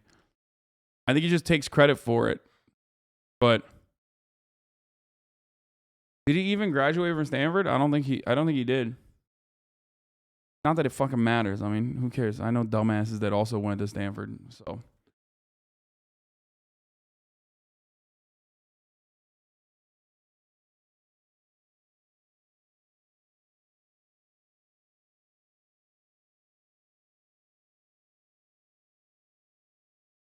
He's just good at marketing, and you're just sucking on it. You're literally like, oh man, that's fire. The marketing totally works. Bad chest. I love it. Including Representative Lance Gooden, says he hopes Musk will protect free speech. He said the fact that the world's richest man chose to buy outright Twitter rather than develop a new platform shows Twitter's monopoly power. I'm glad Elon Musk is stepping up to protect free speech, but Congress must act to put the rest of big tech in their place. I'm no Elon fanboy, but SpaceX is legit. The fact that the government uses it takes nothing from that. No, you're misunderstanding. What I literally use that as an example of like what I like, okay? Tesla fundamentally is something that I'm in favor of, okay? Solar City is fundamentally something that I'm in favor of. I am in favor of changing our money faucet, this government that is a gigantic fucking money cannon, switching it over from oil and gas, oil, fuel subsidies over to the renewable energy sector, okay? So I'm in favor of that. So you're losing someone like me who's literally in favor of that. Like, that's awesome. That's what I want. That's the shit I do like, okay? I want R&D. I want more energy efficiency. I want to be able to fund and find the best kind of fucking battery power on the EV side, like, and just like renewable energy side in general. It's sick. I'm totally on board with that, except Elon Musk just basically uses that money cannon, okay? Elon Musk basically uses that money cannon for enriching himself and basically pumping up his already overinflated, overvalued stock price of Tesla, which is now, it's not a car company, it's actually a technology company, okay? While simultaneously making himself seem like this like billionaire inventor guy when he's not, okay? And not really doing anything that he's supposed to be doing while shitting on fucking taxes as the wealthiest person on the planet. That is psychotic. You know, he might be able to bring Twitter to the middle of the road, but what about the other stuff? What about Google? What about all that stuff? Well, last night, Tucker made a point saying Elon Musk may have bought the largest share of Twitter, but he's also put a big old target on his back. And here's what Tucker said. Listen. Let's be very clear. This is not a business transaction. It's much bigger than that. Elon Musk is a massive threat to the way things are. So, by definition, it will not be long before they are calling him a racist. You can mark your calendar. Tonight, there are Democratic operatives studying everything Elon Musk has ever said in public. They're preparing one of the nastiest campaigns of character assassination in memory. They have no choice but to do this. Restoring free speech to Twitter is the greatest possible threat to the people in charge. They have to control the information. If they don't, they fall. It's a great point. It's not that Elon Musk is a conservative per se. It's that he's a free thinker. Right. And first and foremost, in a normal world, you would recognize that a billionaire buying the quote-unquote public square, okay, would be seen as a fucking threat in the same exact way that Jeffrey Jebediah Bezos, my fucking Lord and Savior, that beautiful boss of mine, bought fucking Washington Post, okay? That's a threat. That's literally a fucking threat. A billionaire purchasing a messaging software is huge, is a huge fucking issue, okay? And every single one of these billionaires does this shit all the goddamn time. They have a profound amount of influence and power, okay? But these goddamn idiotic Republicans that have no fucking, like, not a single fucking shred of dignity or critical thinking that they're engaging in are calling that into question, okay? Yeah, dude, he's good because he, like, is a conservative as a billionaire. That's why he's a good billionaire. That's what used to be, Twitter used to be an open field of free thought. Right. And now the blue check marks like groupthink leftists police that thought, and the corporate types at Twitter have been happy to enforce it. They pushed off Donald Trump. They pushed off a lot of conservatives. If he were to open that up, it opens up the conversation in America. And even if you're not on Twitter, it means that that conversation, at the very least, is more even-handed, which was the point to begin with. Right. You know, there are a lot of observers in that space that say he's expected to use his block of shares to influence the company to a more open model with fewer content moderation measures. I think you, Pete, have been blocked by Twitter. Yeah. The former president of the United States, it looks like indefinitely blocked on Twitter. I think it was Kellyanne Conway. No, it was not. It was Monica Crowley. Especially after how he saw the communication power of Starlink in Ukraine plus Twitter now. This is evil layer shit. I mean, I don't know how well Starlink worked. I thought it didn't work at all in Ukraine because it was like literally basically a fucking beacon to expose, locations to bomb. Am I wrong? That's what I originally thought, and people were saying, no, that's not true. But it did turn out to be a missile magnet, didn't it? Yesterday, who wondered, she's a former Treasury official, friend of this show. She wondered if Elon Musk would help unfreeze Donald Trump's account, given the fact that if you really want all the opinions out there, she argues, you probably should let the former president come back to Twitter. We'll see. We'll see. It's very exciting, though, for people who are sick of all the censorship. You're right, but the left has determined that speech is violence. You know, that's their argument on so many. Bro, oh man, I love hearing about the fucking, I love hearing about how the left declares speech being violence from a guy who literally fucking has an aneurysm when someone's like, hey, happy holidays, instead of fucking Merry Jesus Christ, our Lord and Savior, loving Christmas. Shut the fuck up, dumbass. Shut up. Oh my God, dude. Oh God, this conversation is so fucking stupid. If you cannot comprehend Elon Musk having a profound amount of power over Twitter, okay, after spending years and years and years talking about how Twitter is a fucking private company, but it's also the marketplace of ideas, or it's actually the town hall. It's actually the town hall. Like, I don't know what to tell you. You just literally are saying, it's my guy in power, and that's why it's fine. And by the way, that is the honest American take on this issue.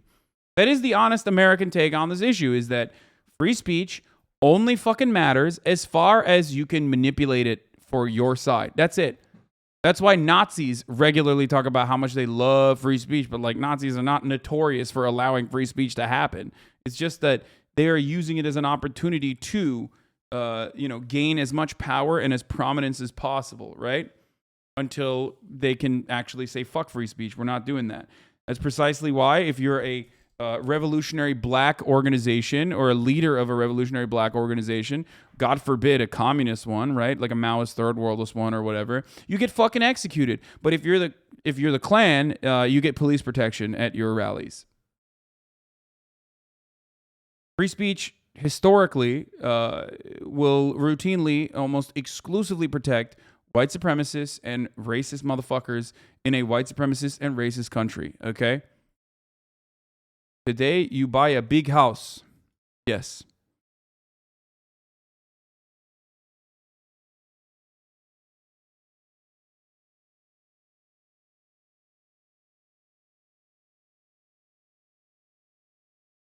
These things. So if he attempted to bring Donald Trump back, which he should, the target gets even bigger on his back. But imagine you work at Twitter, right? And you're a super lefty, and you wake up and Elon Musk now owns 4 times more stock than Jack Dorsey, who started the company. And you think, oh, he's going to put I'm sorry. Elon Musk actually founded Twitter alongside PayPal and alongside Tesla. By the very same logic, you are saying that he founded Tesla and founded PayPal. Purchasing stocks is enough to be a fucking co-founder, I think. So it's more in the center. If you work at Twitter, what are you thinking today? Well, it depends on, I guess, what your politics are. You should be happy about it, but no, you're not. Bro, I can't tell if she's literally this fucking stupid or if someone, unironically, one of the producers was like, I know you're actually a brilliant person, but you have to play the role of a dumb bimbo for our audience. Okay? I'm sorry. Call me sexist if you want. I didn't want to say anything, but her fucking feedback in a group of troglodytes, brain-rotted troglodytes like these two fucking dinguses, has somehow been literally so fucking dumb that it comes across as like out of pocket. It's wild, dude. How the fuck? What is going on? I do not believe that she is this fucking stupid. I think that they are telling her to play this role. She cannot be this fucking stupid. So fucking stupid that these two, like I said, brain-broken troglodytes right here look like fucking geniuses next to her. Holy shit. This literally fucking, what's his face? Douche over here, douchey, says, what do you think super leftists think when they found out that Elon bought it? I'm soy-facing. And then she's like, well, I guess it depends on their politics. You didn't say anything. You literally didn't say anything. You just repeated what he said. You didn't even repeat what he said. You just took politics, like one word, and repeated that word. Look at this. What are you thinking today? Well, it depends on, I guess, what your politics are.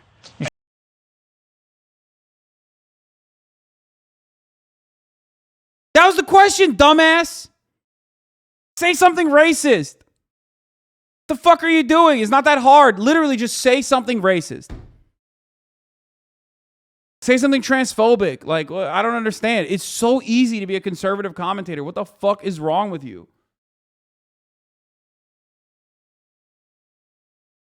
You should be happy about it, but no, you're not. I'm Steve Ducey. They should be happy about it. Yeah, totally.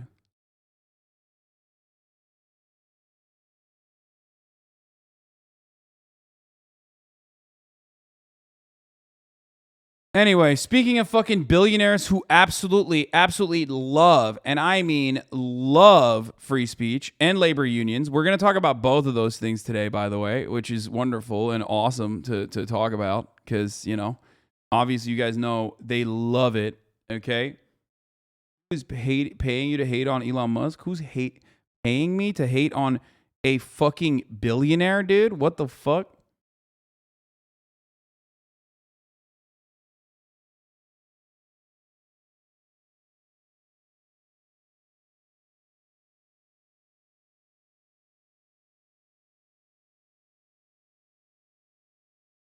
Okay. Conservatives need you, Hasan. Be the better commentator, Lamau. Dude, I could fucking destroy it, dude. I would kill it so fucking hard as a conservative commentator. It is so easy. It is so profoundly easy to be a good conservative commentator, dude.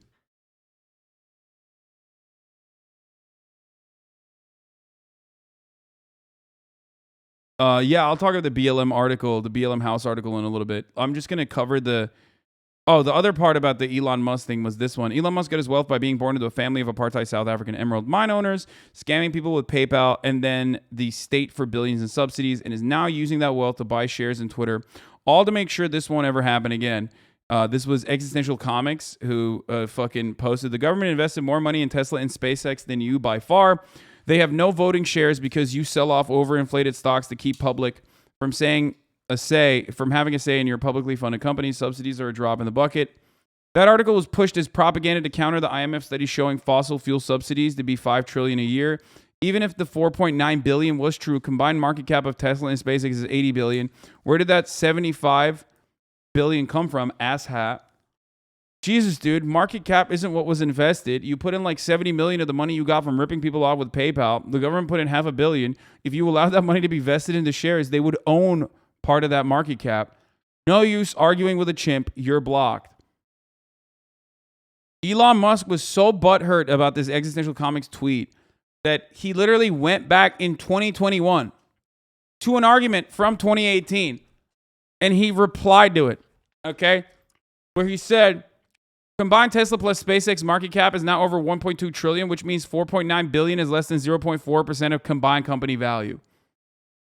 Elon Musk is also butthurt from the last time he was like the villain. I said he was like the villain from Atlas Shrugged. Then he went back and replied to a thread 3 years later.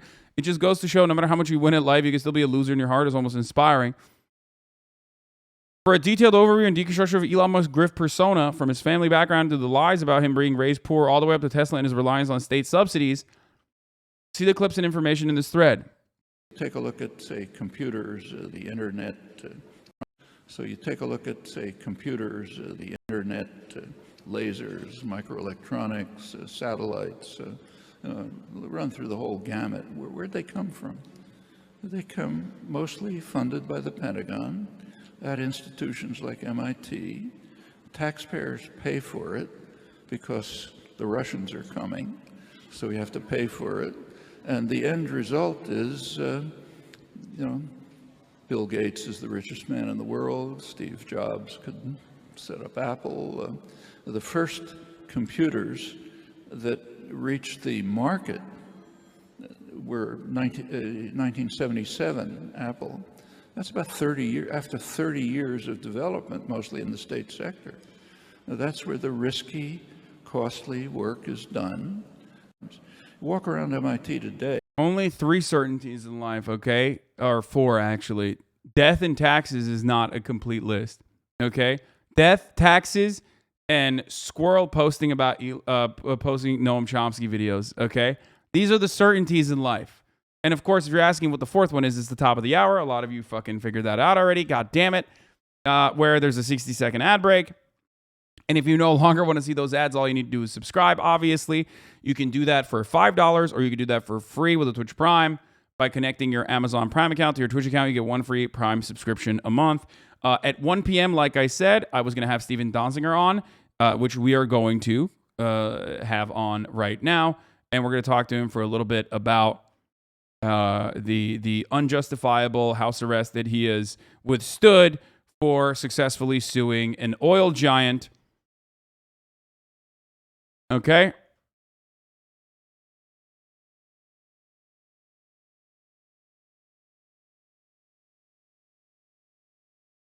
And, we're going to get into that right now. But thank you, Old Man Shabby, for the 5-tier-1 gifted subs. That's one other way that you can also avoid seeing the ads at the top of the hour every hour for 60 seconds. Here's the 1-minute ad break now, okay? But Twitch Prime is free as long as you connect your Amazon Prime account to your Twitch account. Here's the 1-minute ad break now. Okay. Yeah, I asked this to Steven Donzinger. What a come up. Dude, listen, bro. I have unique guests on, okay? And as long as they're sexy, I don't care. There you go. And neither do you. Shut the fuck up. Not saying that because Steven Donzinger is sexy. He is literally just, in a completely unjustifiable situation where the American government, supposedly lovers of freedom of speech, is holding him accountable for not crimes, but, holding him accountable for successfully suing an oil giant. Okay.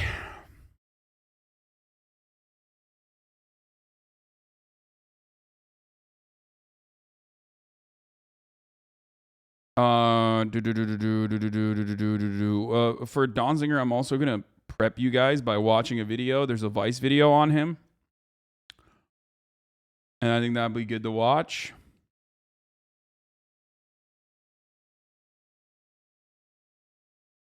His team also did a photo dump here as well. We're gonna quickly watch this 11-minute video, and then we're gonna have him on. Okay, that's a good way to start it.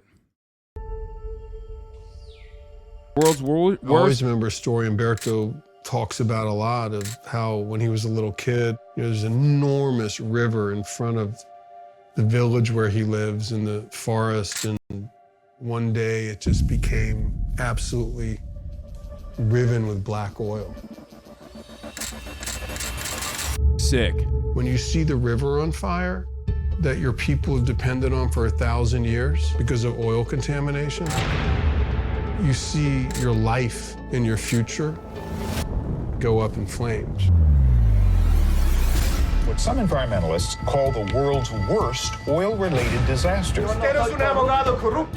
My name is Stephen Donzinger. I was there in Ecuador when indigenous groups and Amazon communities were fighting Chevron in an epic battle for justice.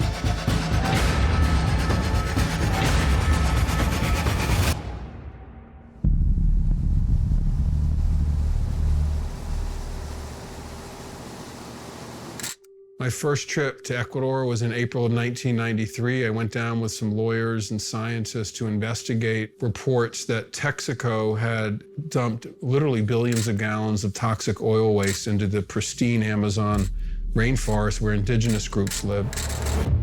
No one really knew what would happen as a result of the trip, but one thing that did happen is those who went on it all committed to trying to do something to address the problem and to help the people, and to hold Texaco, now Chevron, accountable for what looked like a massive human rights problem that was done deliberately.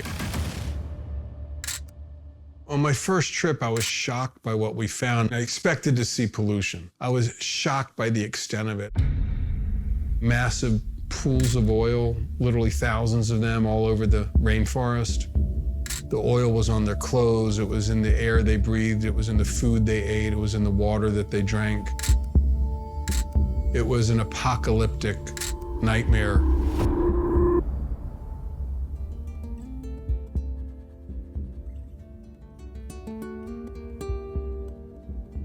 When you drill an oil well, you go thousands of feet underground, and all this rock and heavy metals and man-made chemicals that cause cancer come up out of the ground with the oil, and you have to put it somewhere, and they just put it in unlined pits in the jungle. In many of the pits, they built pipes on the sides to take the overflow into the nearby rivers and streams where people were using for their drinking water without telling the people that they were doing this. Texaco utilizó la tecnología más barata con tal de tener mayores ganancias como recursos económicos, pero a cambio del mayor efecto ambiental y el mayor efecto en la salud de la gente. I saw things that were unbelievably horrid. De 20 niños que nacen, a 15, 16 niños les da esto. People living in abject poverty because they couldn't escape the contamination. Ahora es con mi hija, que tan guambra es mi hija y que tenga esa enfermedad como es el cáncer. There are people there that are sick. It's a very poor region. There's absolutely no evidence that there's an increase in cancer rate. And once no evidence whatsoever. Thank God. Thank God we have our brilliant Chevron chief environmental scientist on the job, boys. They're just fucking poor. That's why they have extra cancer. It's because God hates them.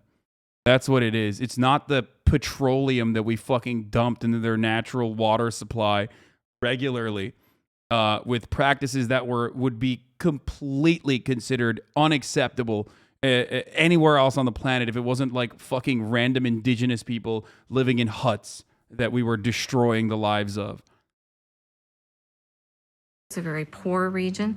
There's absolutely no evidence that there's an increase in cancer rate. And once you see it, and this was certainly true for me, you can't really turn your back on it. The trip changed my life. Out of that trip, we talked to people who wanted legal representation. These are all unique cultures. The Siona, the Quechua, the Kofan, the Sequoia, the Waorani all have their own languages and their own villages. Some are more farming oriented, others are more hunting, but all of them were 100% dependent on the forest for their survival. But once the oil came and poisoned this delicate ecosystem, they could no longer rely on their traditional sources of food and water. During the first 10 years of the case, we were fighting to have a jury trial in the United States. Texaco and Chevron did not want that. They were petrified of a jury. They were desperate to shift the case back to Ecuador, where they would continue with their impunity. The case ended up getting shifted to Ecuador. On the very first day of the trial in October of 2003 in Ecuador, after Chevron had agreed to accept jurisdiction there, literally the first thing they did was challenge jurisdiction. Ooh. They accepted jurisdiction in the United States to get it to Ecuador. Then we got there and they're like, oh, you don't have jurisdiction over us. And that began years and years of completely bad faith, in my mind, unethical litigation tactics. Chevron's trial strategy was to sabotage the trial. Nosotros no manipulamos. Nosotros fuimos los que We pedimos don't venir a- manipulate. Diego Larrea, a lawyer for Chevron, is saying, we are the ones who asked to come to Ecuador to be judged. Esto es lo que hay en el Oriente. Yo les invito a ver. Yo les invito This is a ver. fresh crude. That's manipulation. Chevron did not want any litigation on the merits of the claims of the Ecuadorians. They wanted to avoid that at all costs. They paid one of their employees, Diego Borja, to try to entrap a judge in a bribery scandal. He taped it through a pen. Yeah. This is all the Chevron Texaco case. Bro, you know, judges are always in the pocket of big indigenous populations riddled with fucking cancer from petroleum dumps. You know, I'm always saying this. Big indigenous, dude. Oh, fuck. They're really destroying they're destroying the sanctity and security of our beautiful court system. You've read all of this? Ya leído todo usted. They were constantly filing dozens and dozens of trial motions in like a very short period of time, like an hour, to stop the court from functioning properly. Es un abogado corrupto de Texaco. Señor, usted va a responder por sus palabras. Yo estoy respondiendo, señor. Usted es un abogado corrupto. Chevron would then file more motions to recuse the judge from the case. And that motion would then go to another judge and it would delay the trial for 6 months. Part of Texaco's strategy is to bankrupt us. So Chevron has gone out of its way to avoid. For the record, that's just how it works, okay? Arbitration almost always fucking ends in favor of the corporation, right? Internally. That's why a lot of your contracts have that clause that you have to do like internal arbitration within the corporation. But if it doesn't, and if it actually escapes, okay, if it somehow gets to a point where you have someone like Steven Donzinger here who's just like gonna fucking go brazy, okay, and continue to fight back, then they will engage in the war of attrition. And they will always have enough fucking enough funds to continue the war of attrition. But in this situation, he was able to successfully sue them and you know, win $9.5 billion, which has not been paid yet. So there's that. Talking about the real issue, which is that it committed environmental crimes in Ecuador that have devastated indigenous groups, devastated farming communities, poisoned this incredibly important ecosystem that's critical to the survival of the planet for all of us. They don't want to talk about that. Why?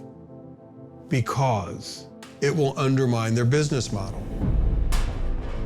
Chevron and other fossil fuel companies like to go into areas, take out the oil, get all the profits they can, and leave behind massive pollution that the public or the area communities have to pay. They report these enormous profits, but we, meaning the people, are actually subsidizing them because we're paying the cost for their pollution while they get the profits.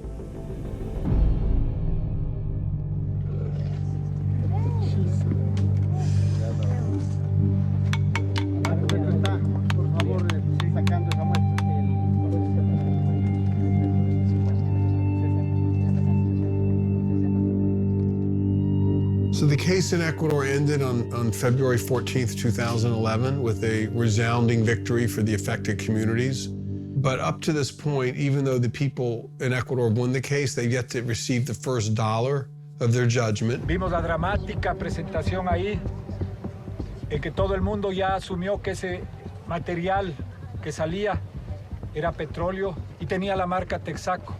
Yo no observé ninguna marca. Chevron knows if the people of Ecuador who've won this judgment, yeah, no, it was just it got there. Actually, this is a naturally growing barrel of oil. Okay, the floodgates will open, and there will be potentially $1 trillion+ of liability because what they did in Ecuador, they've done in dozens of countries around the world. We're gonna fight this until hell freezes over, and then we'll fight it out of the ice. We're not denying that. Todo esto es petróleo. Mira. But those environmental problems are the responsibility of the Ecuadorian state. We did our part. Texaco did its part. for someone to... Yeah, it's the fault of the Ecuadorian EPA, which we have a direct line of communication with, and don't really give a shit even if they had any sort of like environmental protection regulation, because we're killing poor people, indigenous people. They don't have access to the same level, same communication processes that like the American citizens do, for example. But even then, we fuck over indigenous people here in America. They have access to the internet, but nobody gives a shit. Corporate media will never cover this sort of shit, or will very rarely ever fucking offer just a baby bit of time to it. Okay, it's awesome. To say it's not their fault. They were just following the rule of the law. That we just push dirt on the spits. It's absolutely untrue. They basically have concluded that it's cheaper to pay hundreds of lawyers to fight this than to pay the people they harmed. Because once that happens once, the chances of it happening dozens more times increase dramatically, and their whole business model gets destroyed. It is a business model based on privatizing profits and socializing costs to the most vulnerable people on the planet. This case is about challenging that, ending it, holding it accountable, which is why they are spending massive sums of money to try to destroy my life and hold me up as some sort of scalp that they can put on the walls of their homes like hunters put a moose head up. That's really what they want out of me.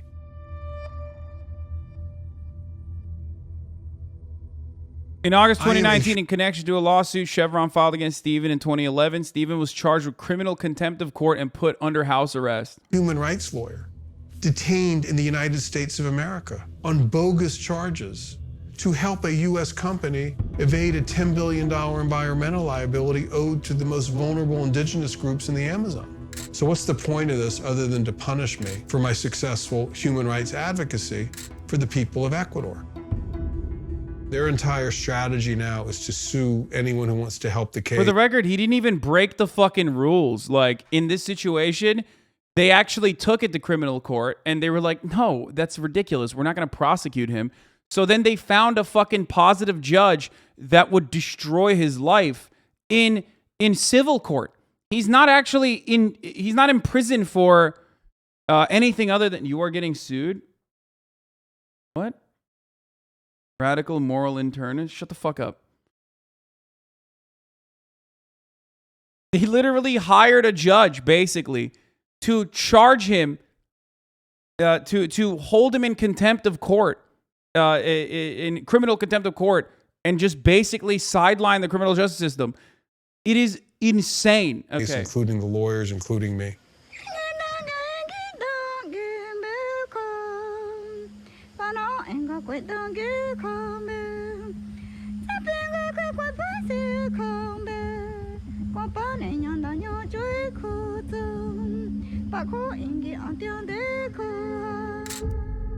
You know, I think there's a larger lesson to be learned from this experience. If we let the fossil fuel industry continue along its path, we will no longer have a planet. And, you know, you can look at this as, oh, there's this pollution and they sued and there's all this litigation. Or you can look at it as the first step of a new way of thinking. The idea that you can leverage resources such that communities understand that they have the power to form alliances around the world to hold the perpetrators of these environmental crimes and human rights violations fully accountable, such that they stop doing it. We will have a better world. And like, it's important not to get distracted by what's happening to any one individual, in this case, me, because I'm in a difficult situation. It's important to understand that and to help me and to protect me and others like me. But we cannot preserve our planet for our children, for our grandchildren, for future generations unless this work is done. All right, so that's Stephen Donzinger, who I am about to have on right now, right this very moment. Hold on one second. Let me just fix this camera real quick because he's on the line right now. Currently still, if I'm not mistaken, still under house arrest. So let's call in. All right, I'm calling now. Hopefully he'll pick up. Hello?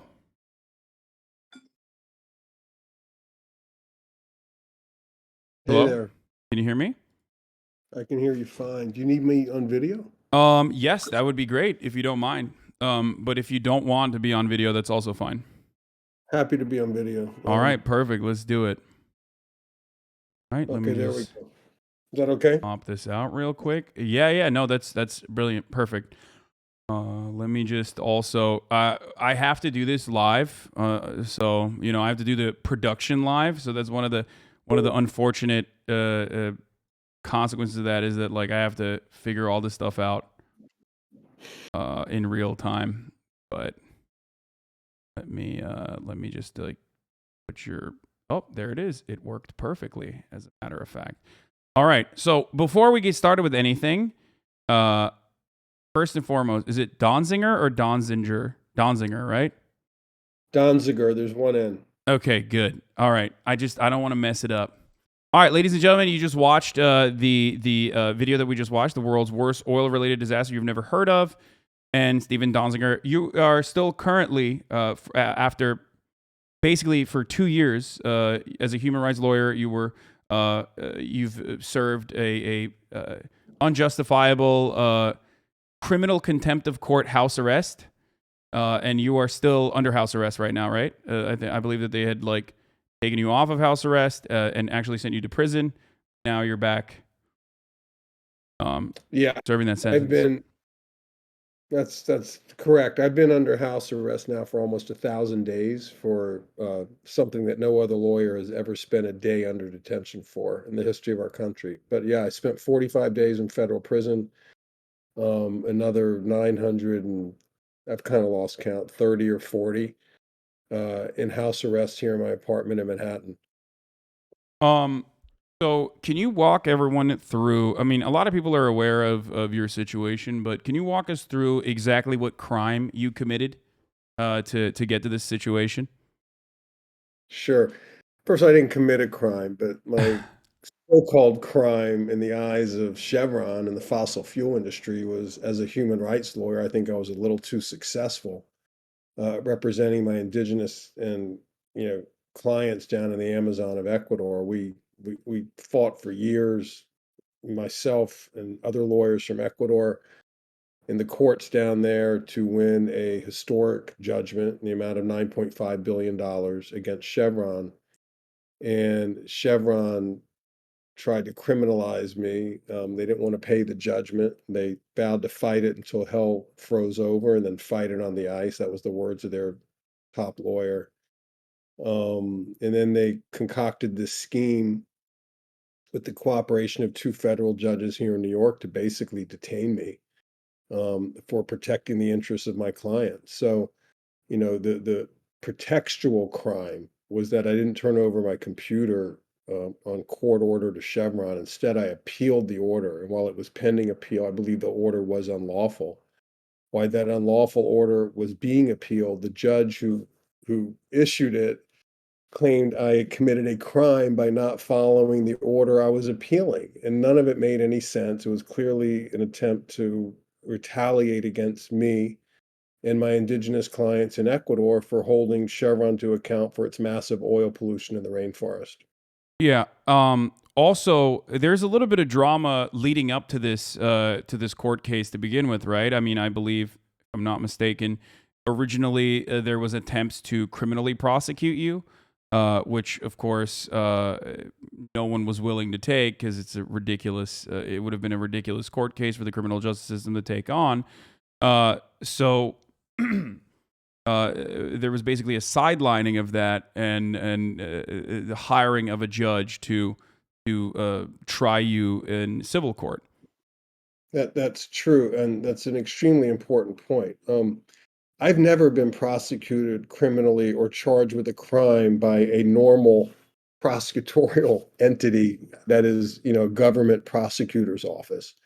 The only people who have accused me of a crime are the people at Chevron who I helped defeat in court in a crushing historic victory down in Ecuador. And they claim that I committed fraud and they paid a witness to claim, I did some bad things, totally false.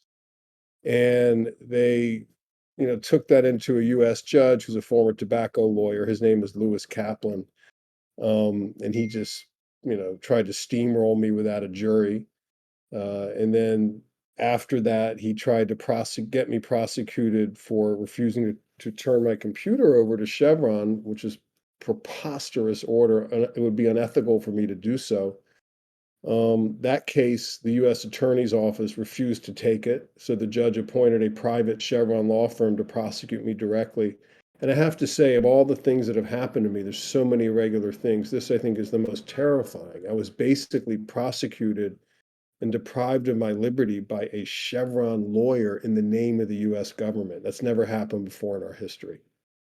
Yeah, and if this can happen to you, this can happen to technically anyone that is an attorney that's on the side of justice or fighting for civil rights, civil liberties. Anyone that goes against a mega corporation.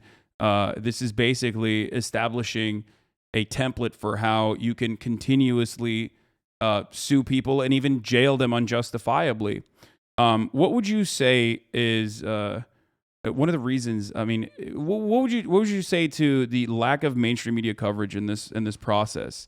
Do you feel like it's been adequate? Do you feel like people have talked about this at all? I mean, I originally knew about this specifically from the Chapo interviews. Like I personally was, and Democracy Now! As well. So I personally have only heard about your case, despite it being completely unjustifiable and a stain on the supposedly infallible American criminal justice system, the institutions.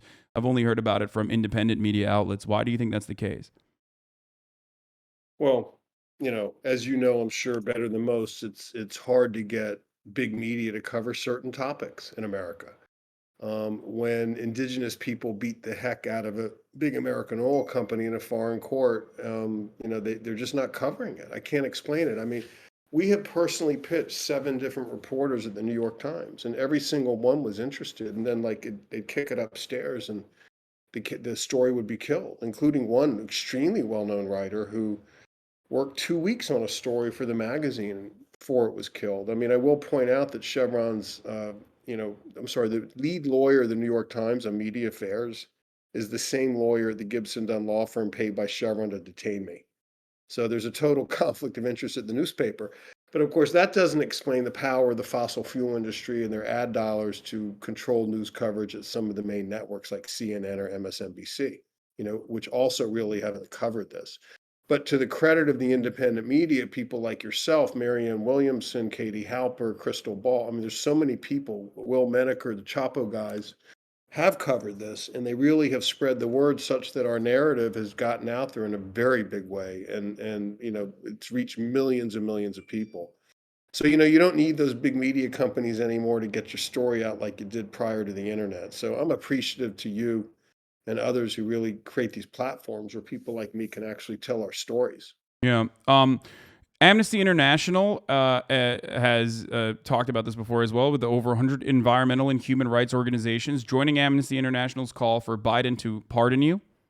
I don't even fully understand how that works, considering that you are not, you're in criminal contempt of court, but you're not being charged by the American criminal justice system. So I don't even know what kind of federal jurisdiction that falls under. Just so you know, I mean, it's so weird to ask for a pardon when you didn't do anything. Okay? Yeah. So I want to start by saying that. But what we have figured out on our team or have decided is that the judges here, at least in New York, who have control of my case are, completely pro-Chevron. I mean, I feel like I cannot get a fair hearing. I've never had a jury. I've never been charged criminally, yet I'm detained now for almost 1,000 days on a misdemeanor. I mean, the whole thing is crazy. So we asked Merrick Garland, who's the Attorney General, to take the case out of the hands of the private Chevron law firm and prosecute me directly. That is, if there's something really there, let's do a normal prosecution. And he has refused to do that, which really is disturbing. So we're like, let's just go to Biden and force the issue with Biden because, he claims he's dealing with the climate issue. Well, you can't deal with the climate issue adequately when a human rights lawyer who's a frontline Earth defender is being locked up in your own country. So we're pushing Biden to issue a pardon and end this charade once and for all. Amnesty International has gotten the support of 120 different human rights and environmental organizations. I just lost Oh, yeah. you. I just lost your audio for a second. You said we're pushing Biden to end the charade once and for all. Yeah, and then I was saying that 120 different human rights and environmental organizations have joined Amnesty International's call for a pardon. Biden needs to step up and fix this problem because clearly the judges in New York, won't adjudicate the case in any kind of normal and fair way. So we are asking the President Biden to deal with this, and we are building support. By the way, we're asking everyone to sign the pardon letter, which was signed by 10 attorneys, and you can do that on our website at freedonzinger.com. Absolutely. Now, you mentioned Biden potentially stepping in. However, also, as you have talked about before, more than 200 justice groups are rejecting the Biden nominee and Chevron lawyer Jennifer Reardon as a lifetime federal judge. Reardon was one of the lawyers that helped Chevron jail you and cover up its toxic poisoning of the Amazon. So it does seem like their interests lie elsewhere in defending the corporate structure.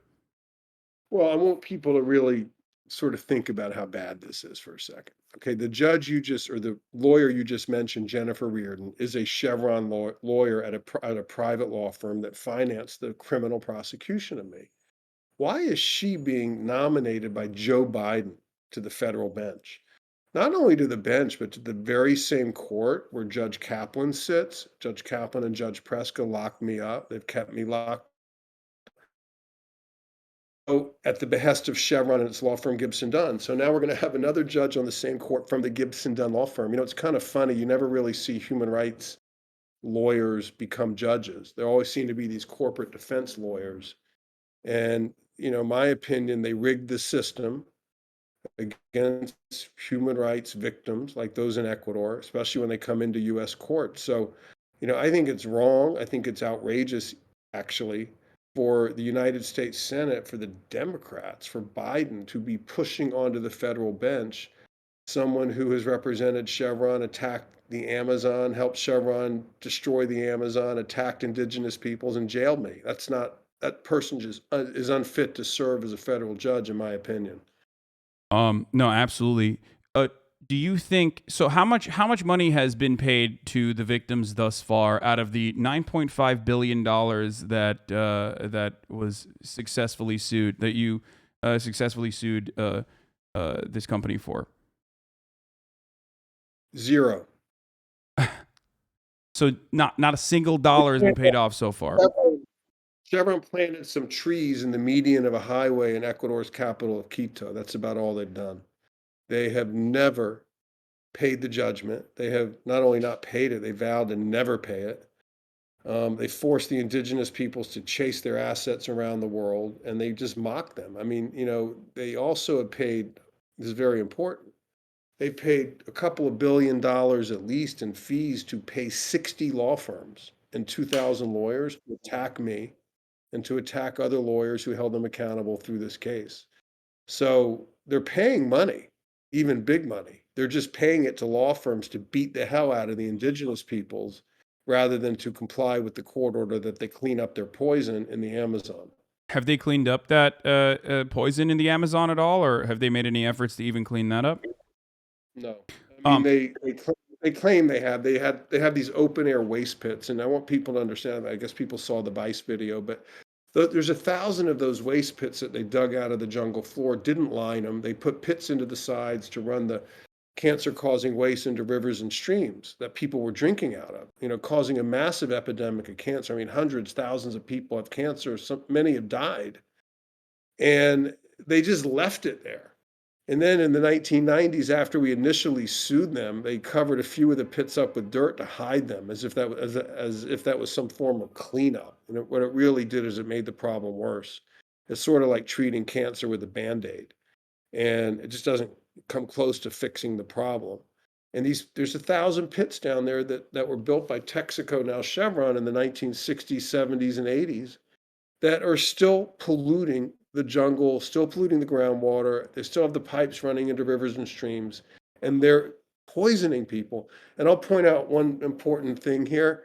This was not an accident, okay? This was not an oil catastrophe that was a result of two ships colliding or a blowout that occurred in the Gulf of Mexico in 2010. Oh no, this was planned. Okay, this was a deliberate engineering design to run billions of gallons of cancer-causing oil waste into the rainforest, onto the ancestral lands of indigenous peoples as a cost-saving measure by Chevron. I mean, it was just so wrong, and I would argue it's criminal. Absolutely. I mean, it literally is criminal. Yeah. But of course, obviously, they have enough power to not only not go to jail for these sorts of crimes against humanity, but also they can even refuse to pay. They can even refuse to pay the victims and not even clean it up. So, what kind of recourse is out there? What kind of international mechanisms are out there to potentially force Chevron's hand into paying the victims the dollar amount that they won rightfully in court?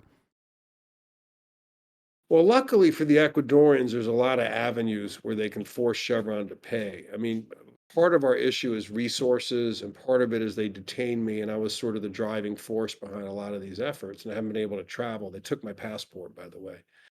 And I've been stuck here now for almost 3 years. But basically, the communities in Ecuador that won the judgment have the right to go collect the judgment forcibly by suing Chevron wherever they have assets in any country in the world.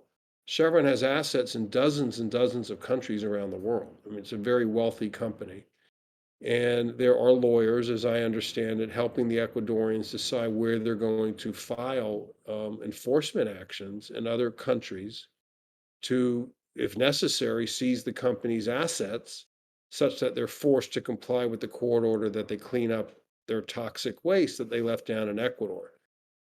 So it's really these judgment enforcement mechanisms in the courts of countries where Chevron has assets is the easiest and most effective way to force Chevron to pay up. I've been ordered, by the way, by Judge Kaplan to not participate in any of those activities, and I'm not because of that order. But the Ecuadorians and council have a right to advocate for themselves. And my understanding is they plan to do just that.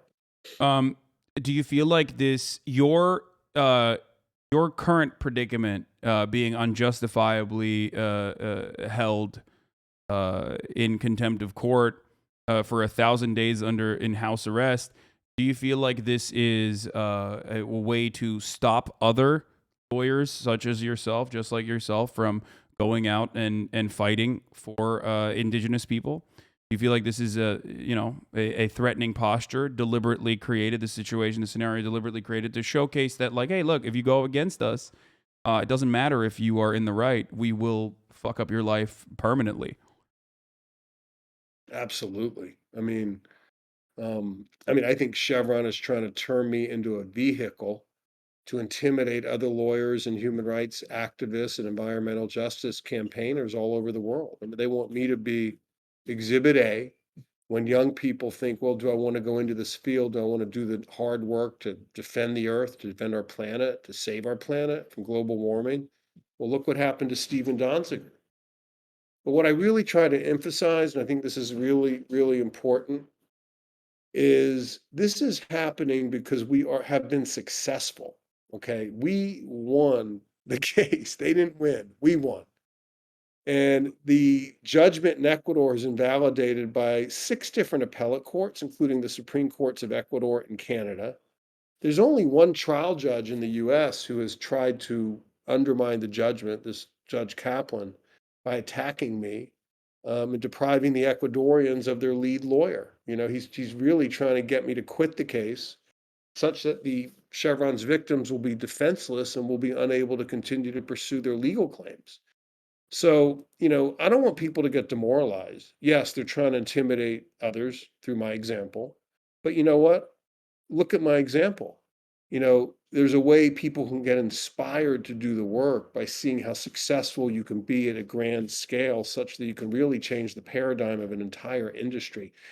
Understand this case is intimately connected to the destruction of the planet, to global warming. Like, if you can't do legal work to hold the major polluters accountable, what chance do we really have of saving our planet from this crisis? So I see the fact they're locking me up and, the naked and what I would argue are corrupt means that they're doing so is proof positive that we're successful and that they feel tremendous fear. They're terrified, actually, of people like me and others who do this work. Otherwise, why would they have to resort to such measures? But, Yeah. the story is still being written, and, we'll see how it ends up. We won. I feel fabulous about the future, by the way. My sentence ends on the 25th of April, which is less than 3 weeks.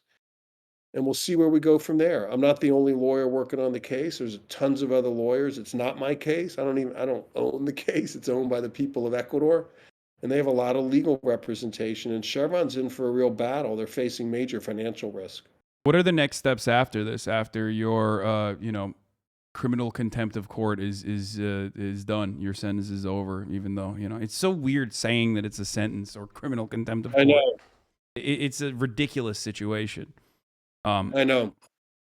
Sorry for that noise. What I was going to say is that the next thing is I'm going to still really do two parallel tracks. I mean, one is I'm going to fight for my exoneration. Like, I don't want them to get away with this. So that includes an appeal, which is still pending, of my so-called conviction, by the way, by Judge Preska, who's a member of the Federalist Society. That was my judge. Chevron funds the Federalist Society. Oh, yeah. And she was reading the newspaper during witness testimony, denied me a jury, and denied me the right to present a defense. I mean, the whole trial was a joke. It was a farce. They can't add additional, right? Sorry to cut you off, but they can't. Can they continue adding additional, like extend the date of the criminal contempt of court here, or? Well, no. I mean, once my sentence ends, that's over. But it won't prevent them from trying to go after me in other ways. I hope they don't. I mean, if they do, I will fight it. And the other thing is the pardon. I mean, President Biden and Merrick Garland, the Attorney General of the United States, need to stop this, the first private corporate prosecution in U.S. history. It violates the rule of law. Why would Merrick Garland, who's supposedly this person who's independent and upholds the law, restoring independence to the Department of Justice, why would he be that person while at the same time letting Chevron prosecute its lead critic in a so-called criminal prosecution in the name of the U.S. government? I mean, this is an embarrassment for our country. The United Nations Working Group on Arbitrary Detention has already determined my detention is illegal. And they've ordered my immediate release. So this is becoming more and more of an embarrassment for Biden and his foreign policy. So, we're hoping to get through the courts. I don't have a ton of confidence because the courts have so favored Chevron and really haven't given me anything close to a fair hearing up to this point in the United States. But we're still hoping to get relief because this is so egregious, it's so flagrant. And then also a pardon from Biden. And then apart from that, I plan to do a lot of human rights work generally around the world. I've been asked to talk about lots of different issues beyond Ecuador, and I plan to continue my human rights work. One of the details that you also mentioned that I think is good for people to know is that Judge Kaplan allowed Chevron to present secret and anonymous witnesses who could not effectively be cross-examined due to the purported security threats, according to the report. Just like they said originally that, there was judges in the pocket of the big indigenous, as though like there is some sort of coalition there with any sort of security or money. And then also that Judge K, in addition, allowed Chevron to present a witness who conceded that the company was paying him a monthly stipend 20 times his former salary. So one of the witnesses, secret witnesses, literally got paid a monthly stipend 20 times more than their former salary. I wonder if the corrupt side in the circumstances, those who are fighting for the indigenous population and their safety and security, or the mega corporation backed judges that have allowed these incredible erosions of the law to occur here. Yeah. Go ahead. Sorry. Yeah, it's pretty amazing. I mean, Chevron's star witness against me, who just baldly lied in court, they paid him $2 million plus total. They moved him and his family up from Ecuador. He claimed he was in a meeting where he saw me approve the offering of a bribe to the trial judge. It's just total bullshit. I mean, it just did not happen. And there was no evidence to support what he said, zero evidence. And he later admitted lying in a under oath in a separate arbitration proceeding like a year later. But Judge Kaplan continues to insist that this is a valid judicial finding. And on that basis, I was disbarred without a hearing on the theory that I bribed a judge. By the way, if I really bribed a judge, indict me criminally and try me. Okay, I'm telling that to the U.S. attorney. But of course, Chevron tried to get that to happen and they wouldn't do it because there's no evidence. So why is Chevron always using these tricks and maneuvers through civil court to try to criminalize me? And they'll only take their case to one judge who's a former tobacco lawyer who obviously has deep hostility toward me. I mean, it's really an embarrassment. And it's becoming increasingly obvious to everyone around the world. And the United Nations Working Group, by the way, that's 5 respected jurists that looked at the record in this criminal contempt case, said they were appalled. That's the word they used, appalled by this staggering, another word they used, staggering level of judicial impropriety in my case. And these are U.S. federal judges. So, look, we have a more serious problem in this country, which is a lot of our federal judges have gone to the extreme right-wing edge of the political spectrum. Under Trump, that process of getting those types of judges onto the federal bench was deeply accelerated. It's amazing how people like Trump appoint extreme right-wing judges, people like Biden and Obama appoint centrist judges, and they act like it's some sort of balance, but the courts are increasingly dominated by pro-corporate judges. It's very hard to get a fair hearing when you're a human rights lawyer at this point. And I've been victimized by this trend, although I will say, the vast majority of judges in America, even if they're right-wing, at least try to adhere to the rule of law to the best of their ability. These two judges, I think, went totally over the edge to try to manipulate the law to destroy the life of a human rights lawyer. And that's different. Yeah. And I mean, a reminder to those in the chat who are watching right now that this is the very same Supreme Court that also threw out a lawsuit accusing Cargill Inc. and Nestle, a subsidiary, of knowingly helping perpetuate slavery at the Ivory Coast cocoa farms, which they absolutely did. Because they were basically third-party vendors that were utilizing child slavery at the cocoa farms, so they were not morally culpable or accountable for that. I mean, I'm describing it in like really reductive terms. I don't know if you want to put any sort of feedback towards that, but that's a great example of how our courts are just completely hostile to human rights claims of people from other countries who are victimized by U.S. companies. I mean, it's just the most extraordinary thing. It's like U.S. companies are being given immunity, essentially immunity, to go to other countries and kick the shit out of people and never be held legally accountable because they create these doctrines about, hey, you have to have contact with the U.S. to sue, even though, like in the case of Ecuador, all the planning to poison the Amazon was done in the United States at Texaco headquarters here in New York. But oh no, it's not close enough to Ecuador to do the case here. There's always these mechanisms that judges have to get rid of these claims, and they try to act like they're applying these rules. But in reality, it's very subjective, and it's driven, I think, largely by politics and by the need by our court system to protect the wealth of corporations, U.S. corporations that really commit serious abuses in other countries, as Chevron has done in Ecuador, and by the way, in many other countries as well. Yeah.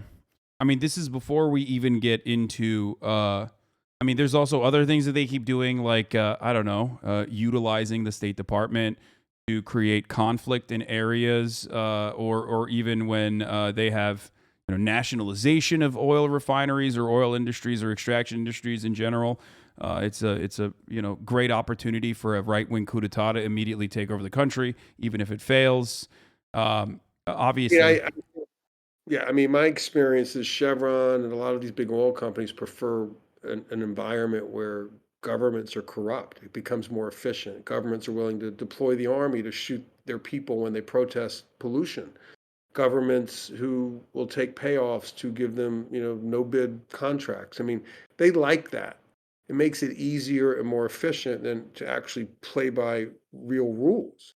And I'll also add that in my experience in Ecuador, and I've been there, by the way, over 250 times, the U.S. State Department, via our embassy in Quito, was like an outpost for Chevron. I mean, Chevron would just float in there and get them to try to pressure the Ecuador government to kill our case. Chevron had easy access to the ambassador whenever they wanted it.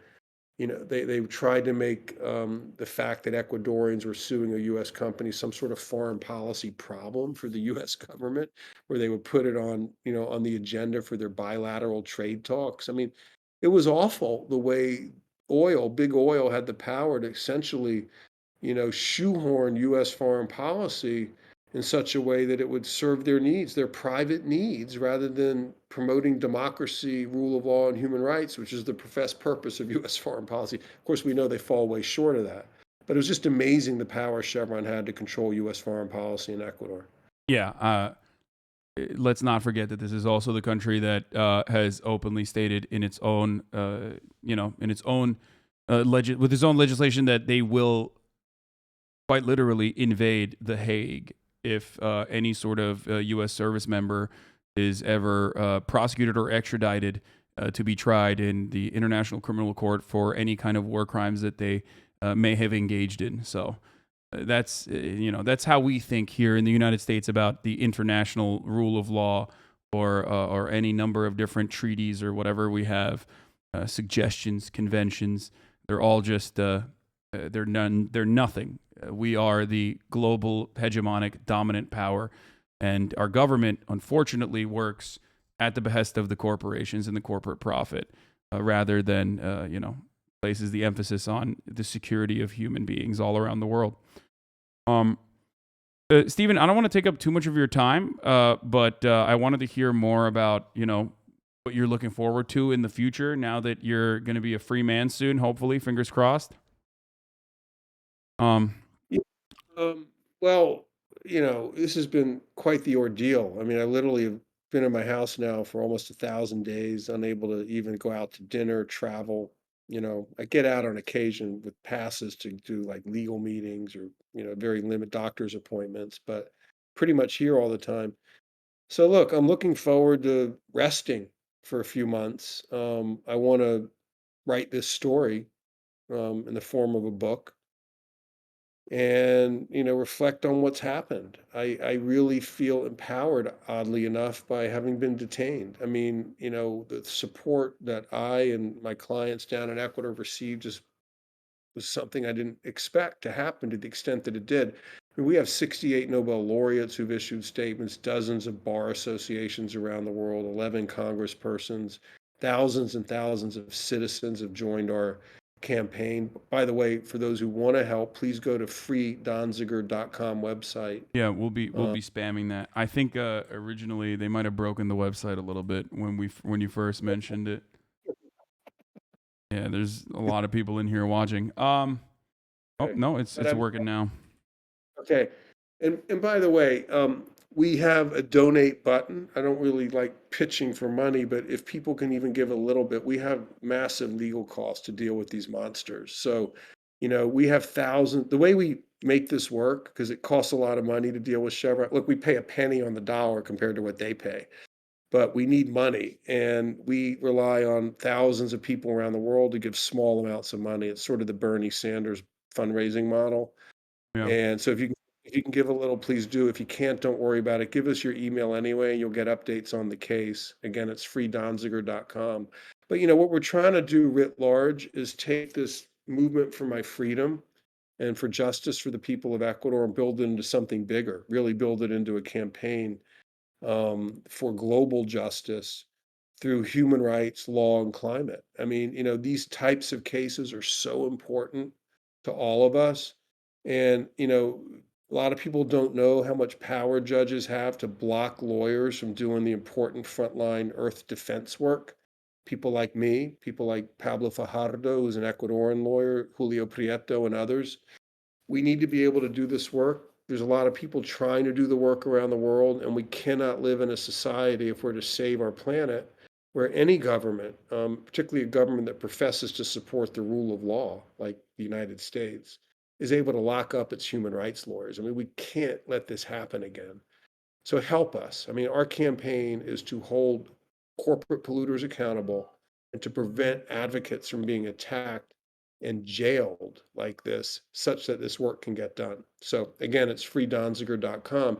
And I'll say I'm really optimistic about the future. I mean, people are like, you're crazy. Like, you have the optimism virus. I mean, I understand how history and social change evolves dialectically, right? Like, you're successful, they're going to push back. You get to a higher level, then they push back harder.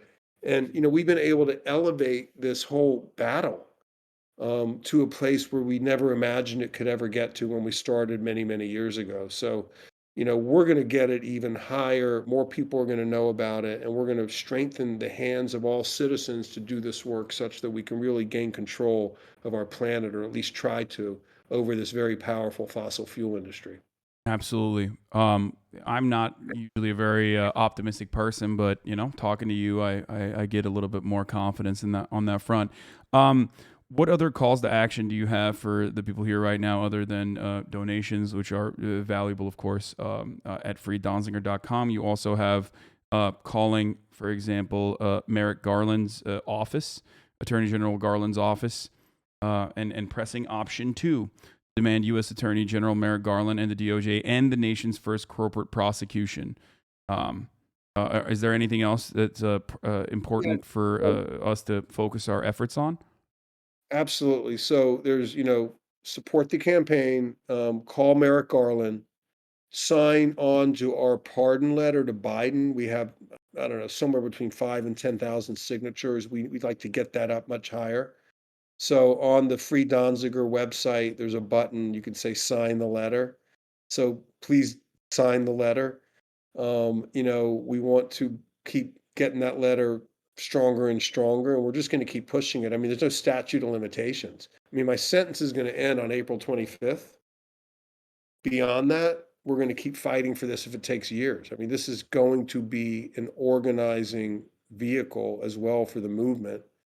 And the final thing I'd like to add is, my sentence ends April 25th. For those who live in New York City area, come by to 104th Street between West End and Broadway. A bunch of musicians are going to come that afternoon at 4:00. We're going to have a little music festival to celebrate the end of my sentence and to talk about the future. So everyone's invited. It's 104th Street, Manhattan, between West End and Broadway, 4:00 on April 25th. We have a permit. We're going to try to have some fun. Hell yeah. All right. Well, thank you so much for all of the wonderful work that you've done, all the brave work that you've done. And thank you for coming on to explain your plight, the plight of the people that you've defended and fought for. This was awesome. Thank you for having me, and I salute you for what you do. And no, I'm nothing. I'm just a shit poster, man. I don't do anything. Bring a lot of issues that are important, and from my perspective, someone who's been the big media has tried to silence me, to be able to go to people who've done the hard work to build these kinds of platforms is really important. So I salute you, my friend, for what you've done. So thank you for that. All right. Thank you so much. Have a great day. Okay, you too. All right, folks. That was Stephen Donzinger, human rights lawyer, unjustifiably held in contempt of court for almost 1,000 days. He also served 45 days in prison as well. Completely Donziger. I'm saying it right. Okay, everybody shut up. I'm Turkish. You know this. That was a brilliant interview. I mean, he's awesome. And you can see his work on freedonzinger.com. We're going to move on to some other stuff. Yes, this interview will be recorded and posted on my YouTube account as well. So, that was great. On mobile, so apologies if I'm 20 behind, but that was awesome. Yeah, look, dude, this is a reminder to the chat and also the brain broken reminder to the chat and also the brain broken rule loving lawyer Andes, okay? That the the actions of Chevron, much like many of the other fossil fuel giants, are completely and horrifically unjustifiable. Okay? So all the rule enjoyers, you have to remind yourself of like the absolute fucking gross actions that these people have taken just to extract natural resources from the ground. The little care that they have for the indigenous population and the people that live in these communities that they're destroying. Okay. And even on the front of like information gathering or whatever the fuck the dumbass lawyers, the dumbass Chevron lawyers have like brought forward in the Ecuador lawsuit, okay? Don't get suckered into believing any of that shit, okay?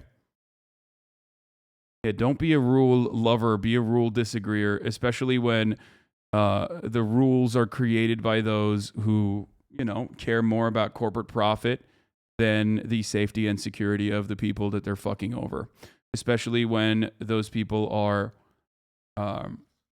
indigenous people. Wait, what is this? Now convince this guy? Okay, let's see what this is. Wait, convince this guy?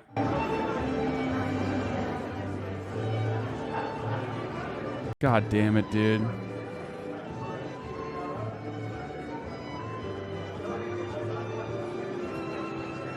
Brandon's on it, folks. Brandon's on it. Okay, he's gonna do it. He's gonna free Donzinger. Oh, Jesus Christ, dude.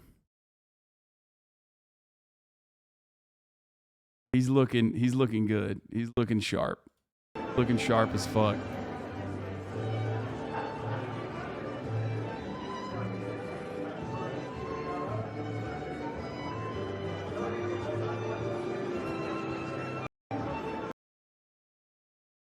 Oh, Jesus Christ, dude. Now, I hope some of you motherfuckers, some of you libs that listen to me all day, every day, understand why I despise the American government, okay?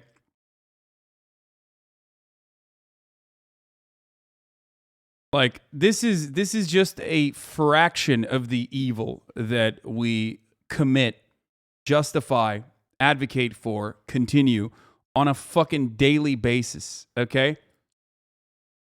Just a fraction. Just a fucking fraction. I know it's easy to say, all you say, Hasan, is America bad. All you say, Hasan, is America bad. Well, there's a reason for why I say that, okay? This is one of those reasons.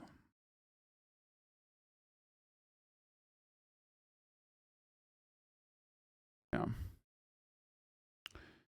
Oof.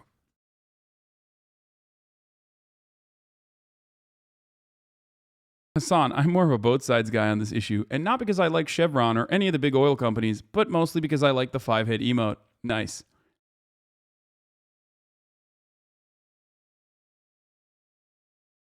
Yeah. I dream of a day when I stop saying America bad because America no longer bad, America good, but doesn't seem like it's going to happen anytime soon, okay? What the fuck? I just got a new Twitch notification saying there were multiple instances of copyrighted audio were identified in your recent VOD. Review in your stream settings. And then I tried to review it, okay? I tried to review it, and it says access denied. What the fuck? So I guess I can't review it. Got it.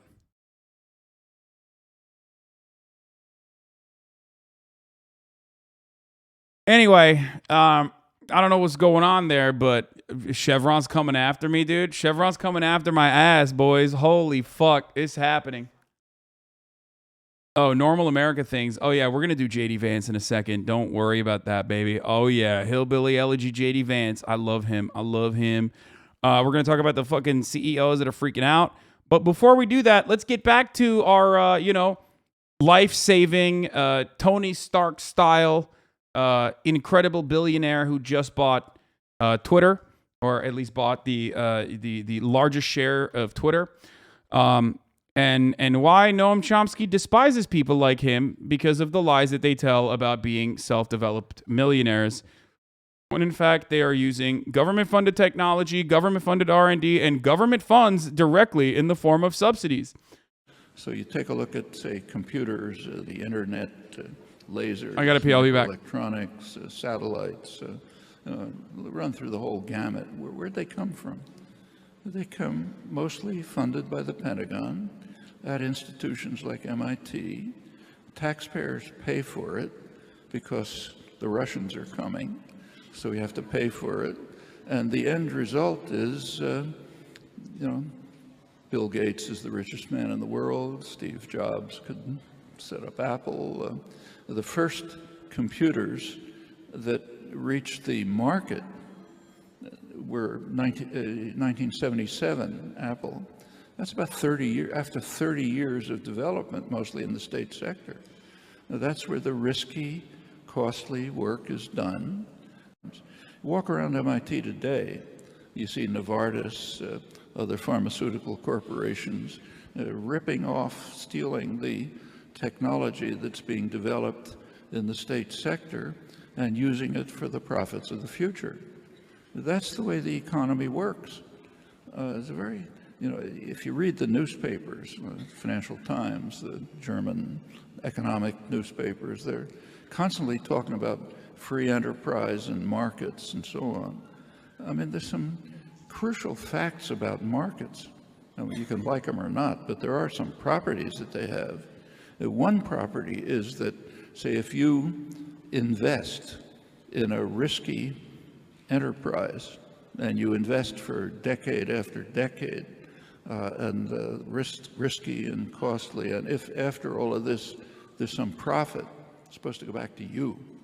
That's not the way the economy works. The taxpayer is extorted, essentially, to pay for the risky and costly developments, literally for decades, and doesn't get a penny back for it.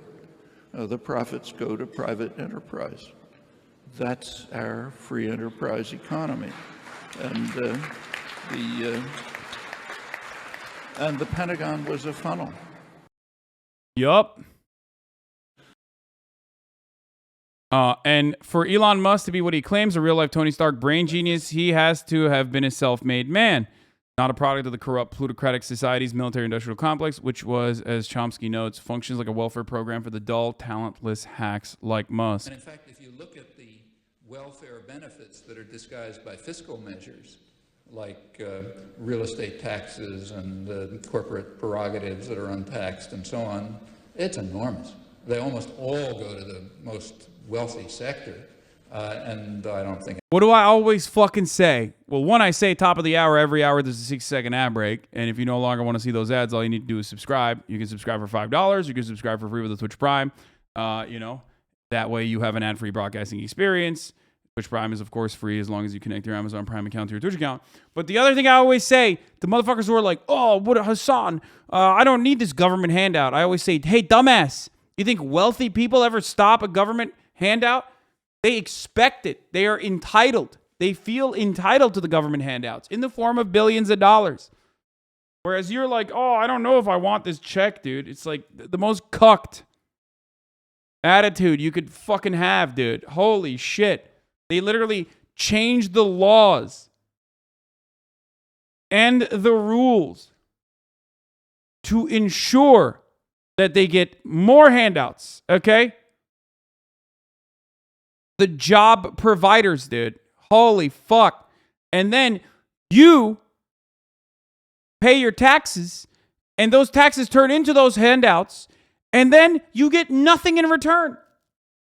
You then have to buy the product, give more money to the fucking company. You don't have any say on the matter. You have no say in what happens within that company. That is the story of Elon Musk. It's bullshit. And that's the story of the 1-minute ad break that's coming right now. Anybody's, this is not the kind of thing that people study much. But the few attempts that have been made to evaluate it indicate that they probably exceed all of so-called welfare. And that's only the beginning. What about the Boeing Corporation again? These models for the future. Well, that's a huge welfare program. The payments, the taxes that your taxes that go to the Pentagon and NASA and DOE and the rest of them, that's an enormous welfare program, most of which gets funneled quite directly to advanced sectors of industry and to their investors and their owners. And the top managerial levels, and some of it trickles down to parts of the workforce. But primarily, if you look at the distribution of funds, it's a tremendous welfare program for the rich. Yeah. And I just want to mention one more time, like, I don't even have a problem with the fucking welfare program for companies, okay? I don't have a problem with that at all. I'm an advocate for it. I'm in favor of it. It's just, we should have some control in return, you know? We never see that as an ROI. That's a given, you know? That's actually, companies can literally fucking design their improvements on shareholder value around the certainty that the government will have to defend them and the government will have to fucking bail them out in a situation that ultimately is funded by the taxpayers in its entirety. You're the internet-only profited corporate giants. You got your job thanks to U.S. military subsidies. I am completely aware of this. But you also have to recognize that, you know, it's not created with the attitude of the R&D there that is required for many, many years, decades-long research is impossible to create with short-term profits in mind. Okay? Big leaps and fucking bounds. Big leaps and bounds made in technology only occur when you lose sight of the profit motive, when there are other circumstances incentivizing you. Okay? But that's something you have to fucking remember and remind yourself of, which is why I never say government subsidies are bad. Chatter just told you got your job on government subsidies as a diss, which is something that they learned on the stream. Do you get it? Do you understand? I don't have a problem with R&D being funded by the government. I'm literally a fucking socialist, dude. What the fuck do you mean? It's the whole point. I'm an advocate. Someone has to fund R&D, okay? But what I simply state is what is fair. What I simply ask for is what is fucking fair and what is just and what is right, which is that if we are paying for this shit with our tax dollars, we should at the very least have something in return for that investment. And not just the product that we have to pay for, but some kind of say.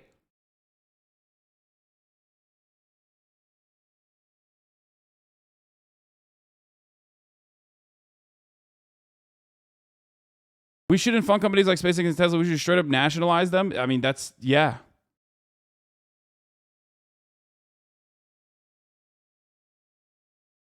Most advances come from colleges and research centers that migrate into the private sector to be capitalized on most of the time from the people that made, not from the time. Yeah, I mean, look at insulin, dude. Look at the patent for insulin. Oof. What the fuck? Are you socialist? I thought you were an LGBT foe. Unfollowed.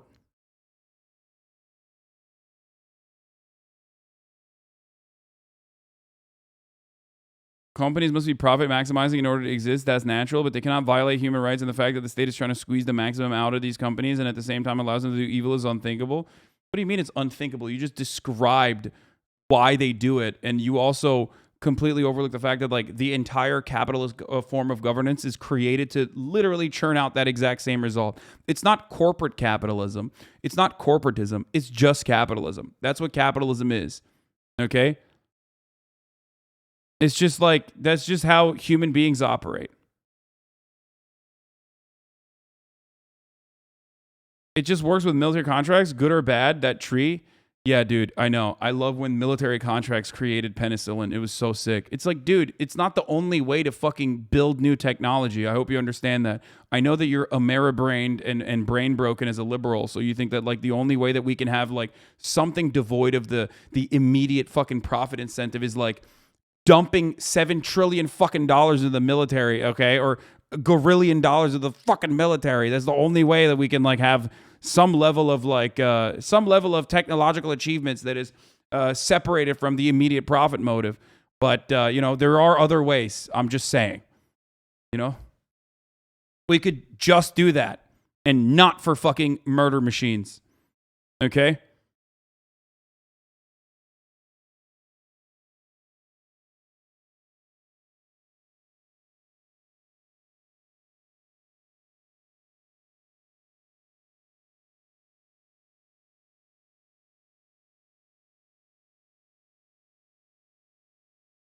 He might have referencing the fact that DARPA used to be ARPA, wasn't originally for defense. Anyway, so let's move to Tesla. Where does it get its funding from? Exactly as Chomsky noted, the vast majority of it comes from the state, even the initial investment. When this was pointed out to Elon Musk, he lost his shit and blocked the person who exposed his fake self-made man image. That exchange begins. By the way, once again, got to point this out. I don't have a problem with that. Don't have a problem with that. That's what the government's supposed to do, okay? Just not for like one individual to fucking manipulate stock prices or have like this overinflated ego along with his overinflated stock prices that allows him to maintain the status of the wealthiest person on the fucking planet. Okay? That's what I'm angry about. Especially when that person runs around, runs his fucking mouth and literally claims that like he did it on his own and fuck taxes. Are you fucking kidding me? Fuck taxes. You would not be alive if it wasn't for fucking taxes. Your companies would not exist. You fucking bitch. Anyway, it just makes me so mad. That exchange begins with a link to an article that's worth delving into. It details how Elon Musk is a pathetic grifter who sucks off the state's teat, intentionally using his fake image as a genius to scam the state out of billions of funding. He's the actual welfare queen. It gets worse. Tesla wouldn't exist without scamming the state out of billions in funding, but you would hope that they were running a profit, right? As Chomsky said, the state invests in tech, takes the risk, but hey, at least the corporations made profits, not Elon Musk.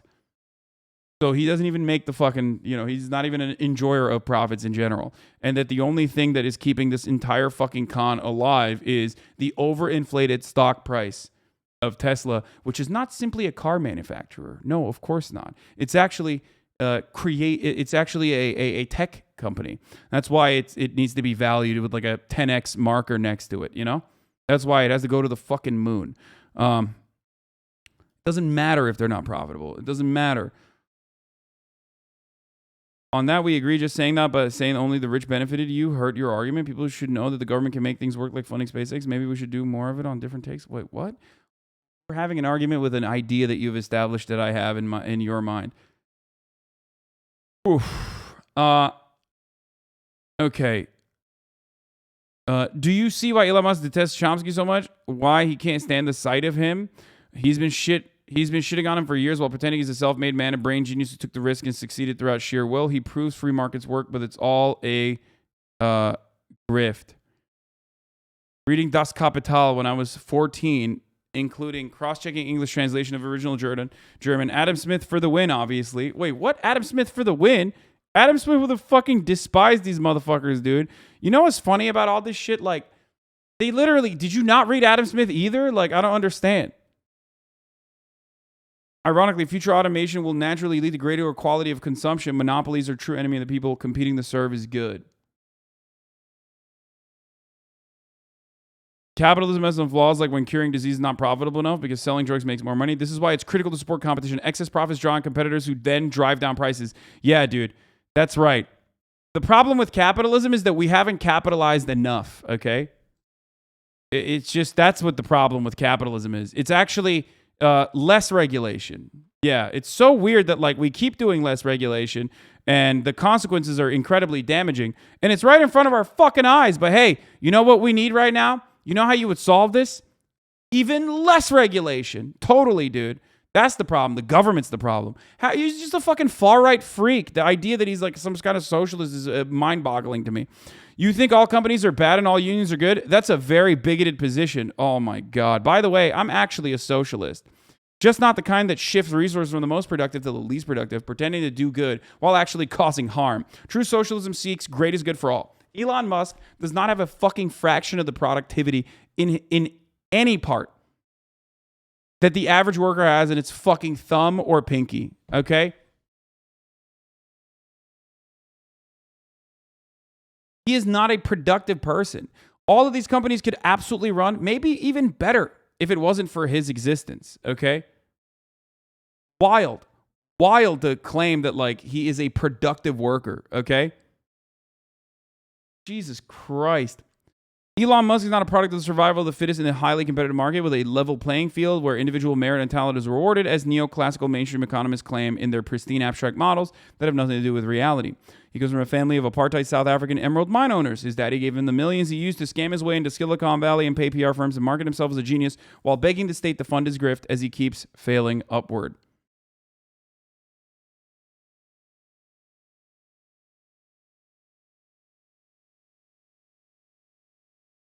If market speculation wasn't a thing, he would literally serve zero purpose. Yeah.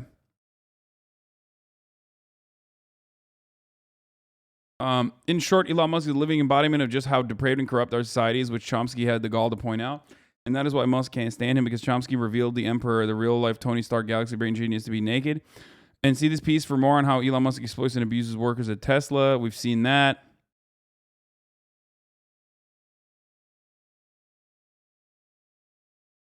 Anyway, worship. Here. This is a better clarification on the fucking Adam Smith bullshit for the record here. No, my man said he loves Adam Smith. I fucking doubt it. Very rarely read. He's worshipped, but not read. So, for example, everyone's heard of the You love talking about Musk. Can we talk about Bezos in a second, my friend? We are going to talk about it. invisible hand, but almost no one knows how he used it. The term invisible hand actually does appear in his classic Wealth of Nations once. It appears in an argument against what's now called neoliberalism. What's now called neoclassical economics that we're supposed to worship. So we're supposed to worship Adam Smith and neoclassical economics, and they radically differ on the notion invisible hand. Adam Smith was concerned, as David Ricardo later was, that if there was free movement of capital. And neoliberals, neoclassical economists, liberals in general value private property and the defense of private property, and a government that literally is created and designed specifically to defend private property over anything else, okay? The idea that they would be in favor of Adam Smith, or Adam Smith would be in favor of them, is hilarious considering his fucking attitude on landlords and his attitude on enclosures across the board. And free import of goods. He was concerned about England. He said England will suffer because British capitalists will invest abroad and they'll import from abroad, and that'll harm the English economy. Ricardo had similar concerns. And Adam Smith then gave an argument. It was not a very good argument, but his argument was that English investors will prefer to invest in England because of what some called a home bias. They'll have a preference for investing close by, and therefore, as if by an invisible hand, England will be saved from the menace of free capital movement and of free imports. That's invisible hand. What's that got to do with the Cato Institute or the modern enthusiasm about free capital flow and having U.S. corporations invest in? This is the most boomer stream ever. W. Yeah, this is big boomer W's today, dude. We have a lot of boomers on, and me, I'm the biggest boomer. China, so they can send stuff back here to sell cheap, exploiting Chinese workers. That's not Adam Smith. Chomsky sucks. Anyway, yeah, he won, by the way, the fucking pedo libel suit because he literally just showed up to court. This is a wonderful little a piece of news that a friend of the show, Chelsea Manning, just posted in the chat. This is awesome. Debate is heating up on Capitol Hill on funding the military, and the Democrats are facing a dilemma. What is the dilemma, you might ask? Obviously, the fucking cost, the amount of military spending is still high. Well, guess what? The military gets impacted by inflation too. That's precisely what this argument is. They're saying that because of the 4% inflation, that like technically the increase in funding for the military is not enough. That you could barely consider it an increase in funding because of inflation. We must spend more on the American military.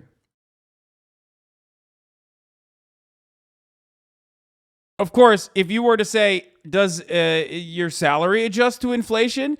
I would laugh at that idiotic premise. Are you fucking stupid? Oh, you fool, you buffoon, you simpleton, thinking that your salaries would ever get fucking adjusted to inflation. No, bitch. fuck no.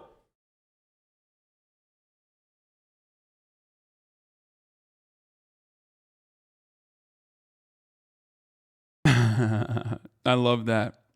It's a major turnaround for a party that just 2 years ago was expected to restrain defense spending after budgets soared during the Trump years, yet the new reality spurned by high inflation and a raging land war in Europe. Yeah, dude, I fucking hate this, dude. We are, oh God, we're so fucking gross, dude. We are so fucking gross. And then you look at the media and you wonder why they say shit like this, by the way. This is how salaries are paid, folks. Watch and learn, okay?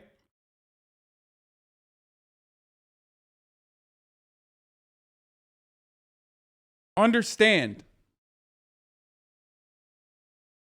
The military-industrial complex is the backbone of the American economy. It is the most important fucking asset. It is a matter of national security. Okay? Our English government is no better? Of course it's not better.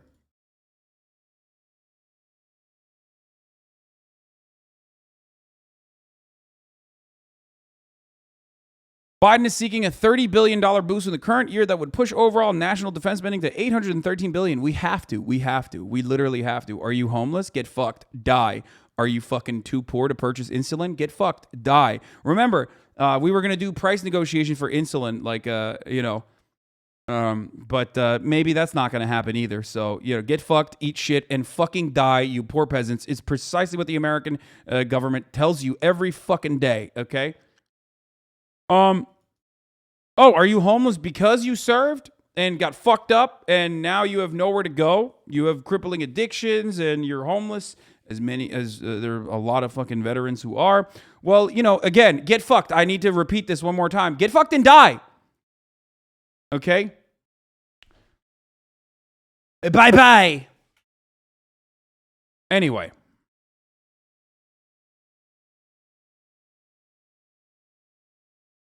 Thank you, Slick Willie 69 for the 20 gifted subs. Oh, by the way, your money's worth way less and your rent just went up. Get fucked and die. Exactly. So, where was I? Shapiro taking that out of context? Are you kidding me? Is he going to fucking clip that and then be like, oh my God, finally Hasan, hypothetically, became a brilliant person. All of a sudden, he's defending the beauties of capitalism, the bountiful wealth that capitalism has generated. Thank God. He said, get fucked and die. Hasan, base it. All the neoliberals on the r/neoliberal are going to be like, base it, base it, base it. He's so fucking smart. Look at him. He said, get fucking, eat shit and die, poor peasants. Oh, finally, he's on our side. He must be reading some Austrian economists.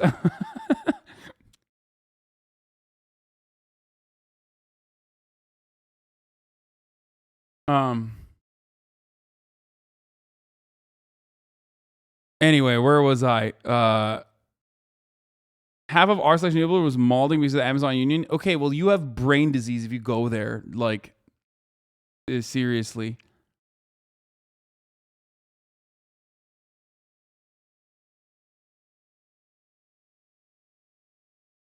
Who the fuck goes there for fun? So yeah, I mean, look at the way this is written, dude. I love this, okay? It's a major turnaround for the party that just 2 years ago was expected to restrain defense spending after budgets soared during the Trump years. Yet the new reality, spurred on by high inflation and a raging land war in Europe, means that the Democrats, for the second year in a row, are looking at rebuffing their own president and adding tens of billions of dollars to the Defense Department's budget that the agency didn't ask for. Look at that. It's just they have to. They have to. The agency didn't ask for it, but they have to. Fuck. Shit, dude. It's just the land war that's happening in Europe. You gotta... Fuck, man. Oh, God damn it. Oh, fuck. Okay. Oh, fuck. Shit. We gotta do it. You forced my hand. God damn it, dude. Fuck. Anyway. Also, that goes along with this, okay? Every fucking defense contractor is salivating, dude, at the thought of, like, dead Ukrainians getting coverage in the media so they can justify selling even more weapons and talk about R&D for even more weapons for Americans to send over to Ukraine. Oh, it's fucking sick. Okay. Oh yeah. Just to put a finer point on some of the questions so far been asked, why shouldn't the images of the atrocities from Bucha compel a worldwide, unified, coalition kinetic response? You mean a military war? Tell me more about. Why hasn't Bucha created world war? Let's think about that for a second. I don't think these people understand that, like, they won't be able to sell weapons if there's a nuclear holocaust. Is GG's, you know?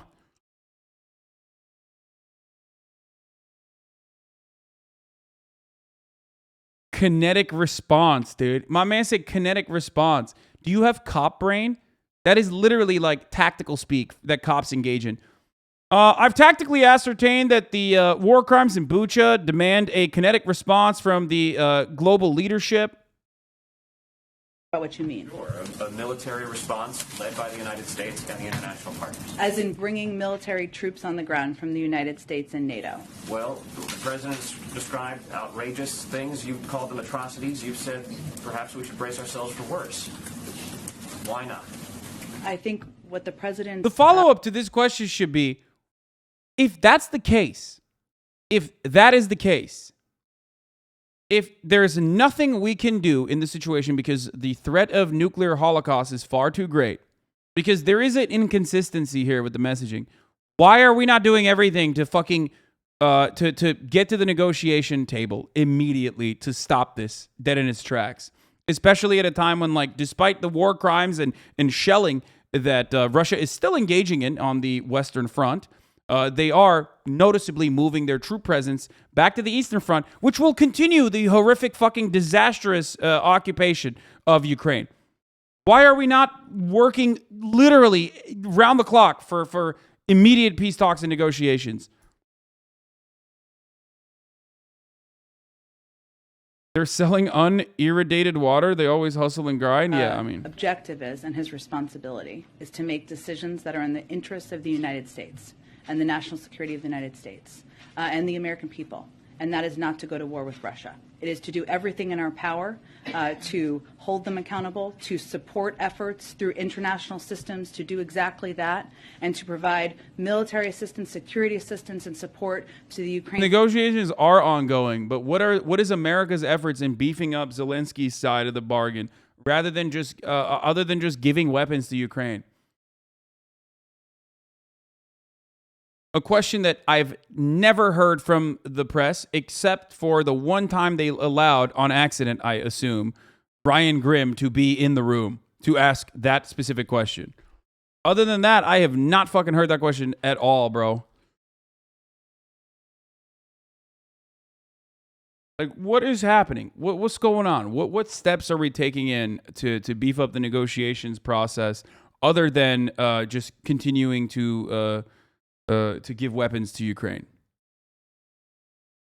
How do you negotiate with Russia? They are lying through their teeth. If security guarantees can't be given to Ukraine, then there needs to be trust, and there's no way you can trust anything the Russians say or do. Okay, so I guess it keeps going until fucking Ukraine is wiped off the map then, or at least the eastern territories are wiped off the map. Is that what you're saying? Because that's what is going on currently. Giving weapons has worked pretty well so far. I don't think that what's going on in Ukraine would be considered a dub by any order of magnitude, unless you just straight up don't care about fucking dead Ukrainians, like, all around everywhere. Obviously, it's still at the hands of Russia, and Russia is the primary force here. It's not like they're fucking unaccountable. It's not a natural disaster. It's Russia doing this. But you have to also recognize that, like, if you consider what's going on in Ukraine to be going well so far, I don't know what the fuck to tell you. It's just like, you know, you're not seeing. They were being sarcastic. They are literally not being sarcastic. You do not know Faustini if you think that they're being sarcastic. No, they legitimately think that this is, like, awesome and good.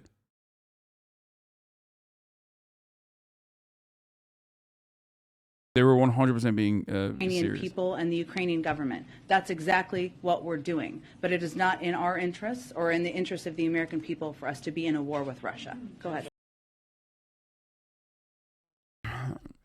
They all each other overdue overall, not because of peace talks, though. What?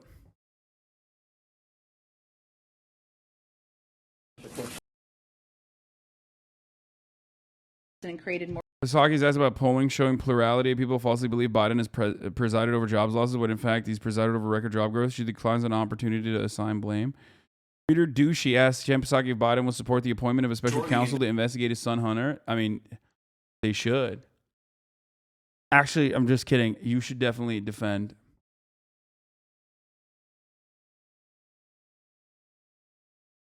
We should definitely defend Hunter. He's sexy. He's also pro-Ukraine, obviously.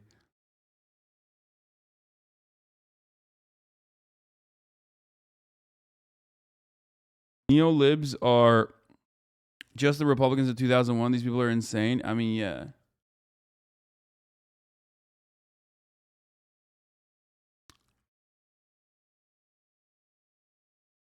I find it absolutely insane that 0 Western nations engage in talks with Russia and even encourage to sever diplomatic ties. Like, what the fuck? How is this going to end without diplomacy? It's not.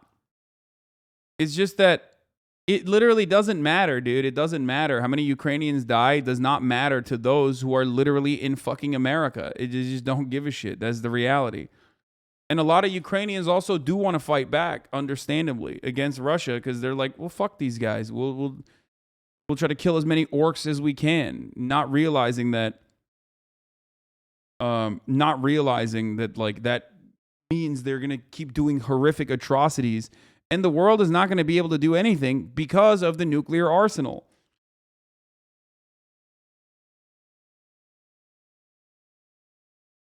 Plenty of Western countries are in conversation through Germany, France, Italy. Many more leaders have talked to Putin. This is true. That's also true, yes.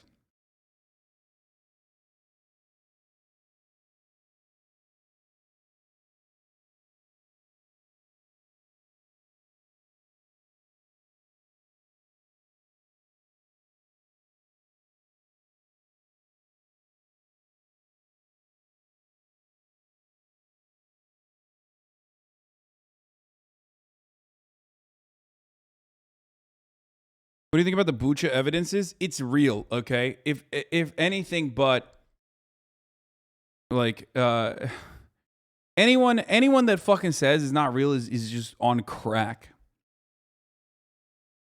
Like, what do you think is gonna fucking happen? Why? You think Russia is like actually invading by like, you know, kissing babies and shit? No, they're like shelling, they're killing fucking civilians. You're out of your fucking mind if you think that they're not. Of course they're doing that. That's what fucking imperial powers do when they invade a country, okay? You're wild. Like, you're wild to think that it's not fucking real. It still needs, it demands an independent investigation.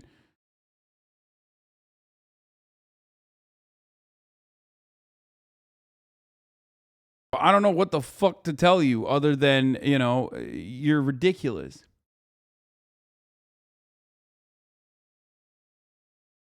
Historians puzzle at how Mosul, Iraq, a city of 3 million, was flattened twice with American airstrikes in 2003 and 2017 without a single photograph of dead bodies being published.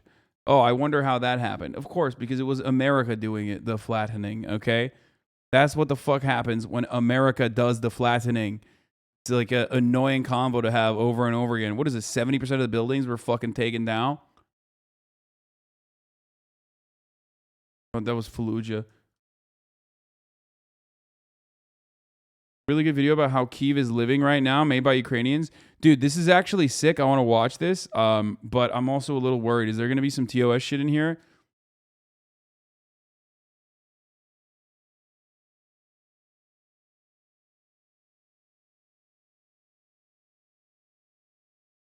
Russian news, of course, says Ukrainians killed their own to blame Russians. Yeah, they're fucking crazy, dude. What do you mean? I already talked about this like yesterday, and I will keep talking about this.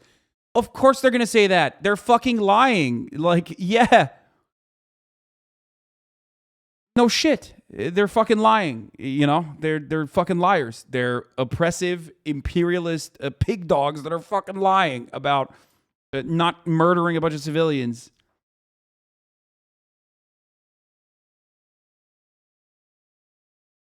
By the way, which is literally a direct line from the IDF playbook. Oh, we didn't kill any people in Gaza. It was the Hamas rockets that hit the Gazans themselves. Russia is literally doing every single fucking IDF and America playbook right now. They're playing all of the motherfucking lines, dude. Crazy. All the way from weapons of mass destruction, potentially dirty bomb usage, potential chemical weapons or bioweapons usage, all the way to maybe they hit themselves. Maybe they actually hurt themselves to make us look bad. Crazy.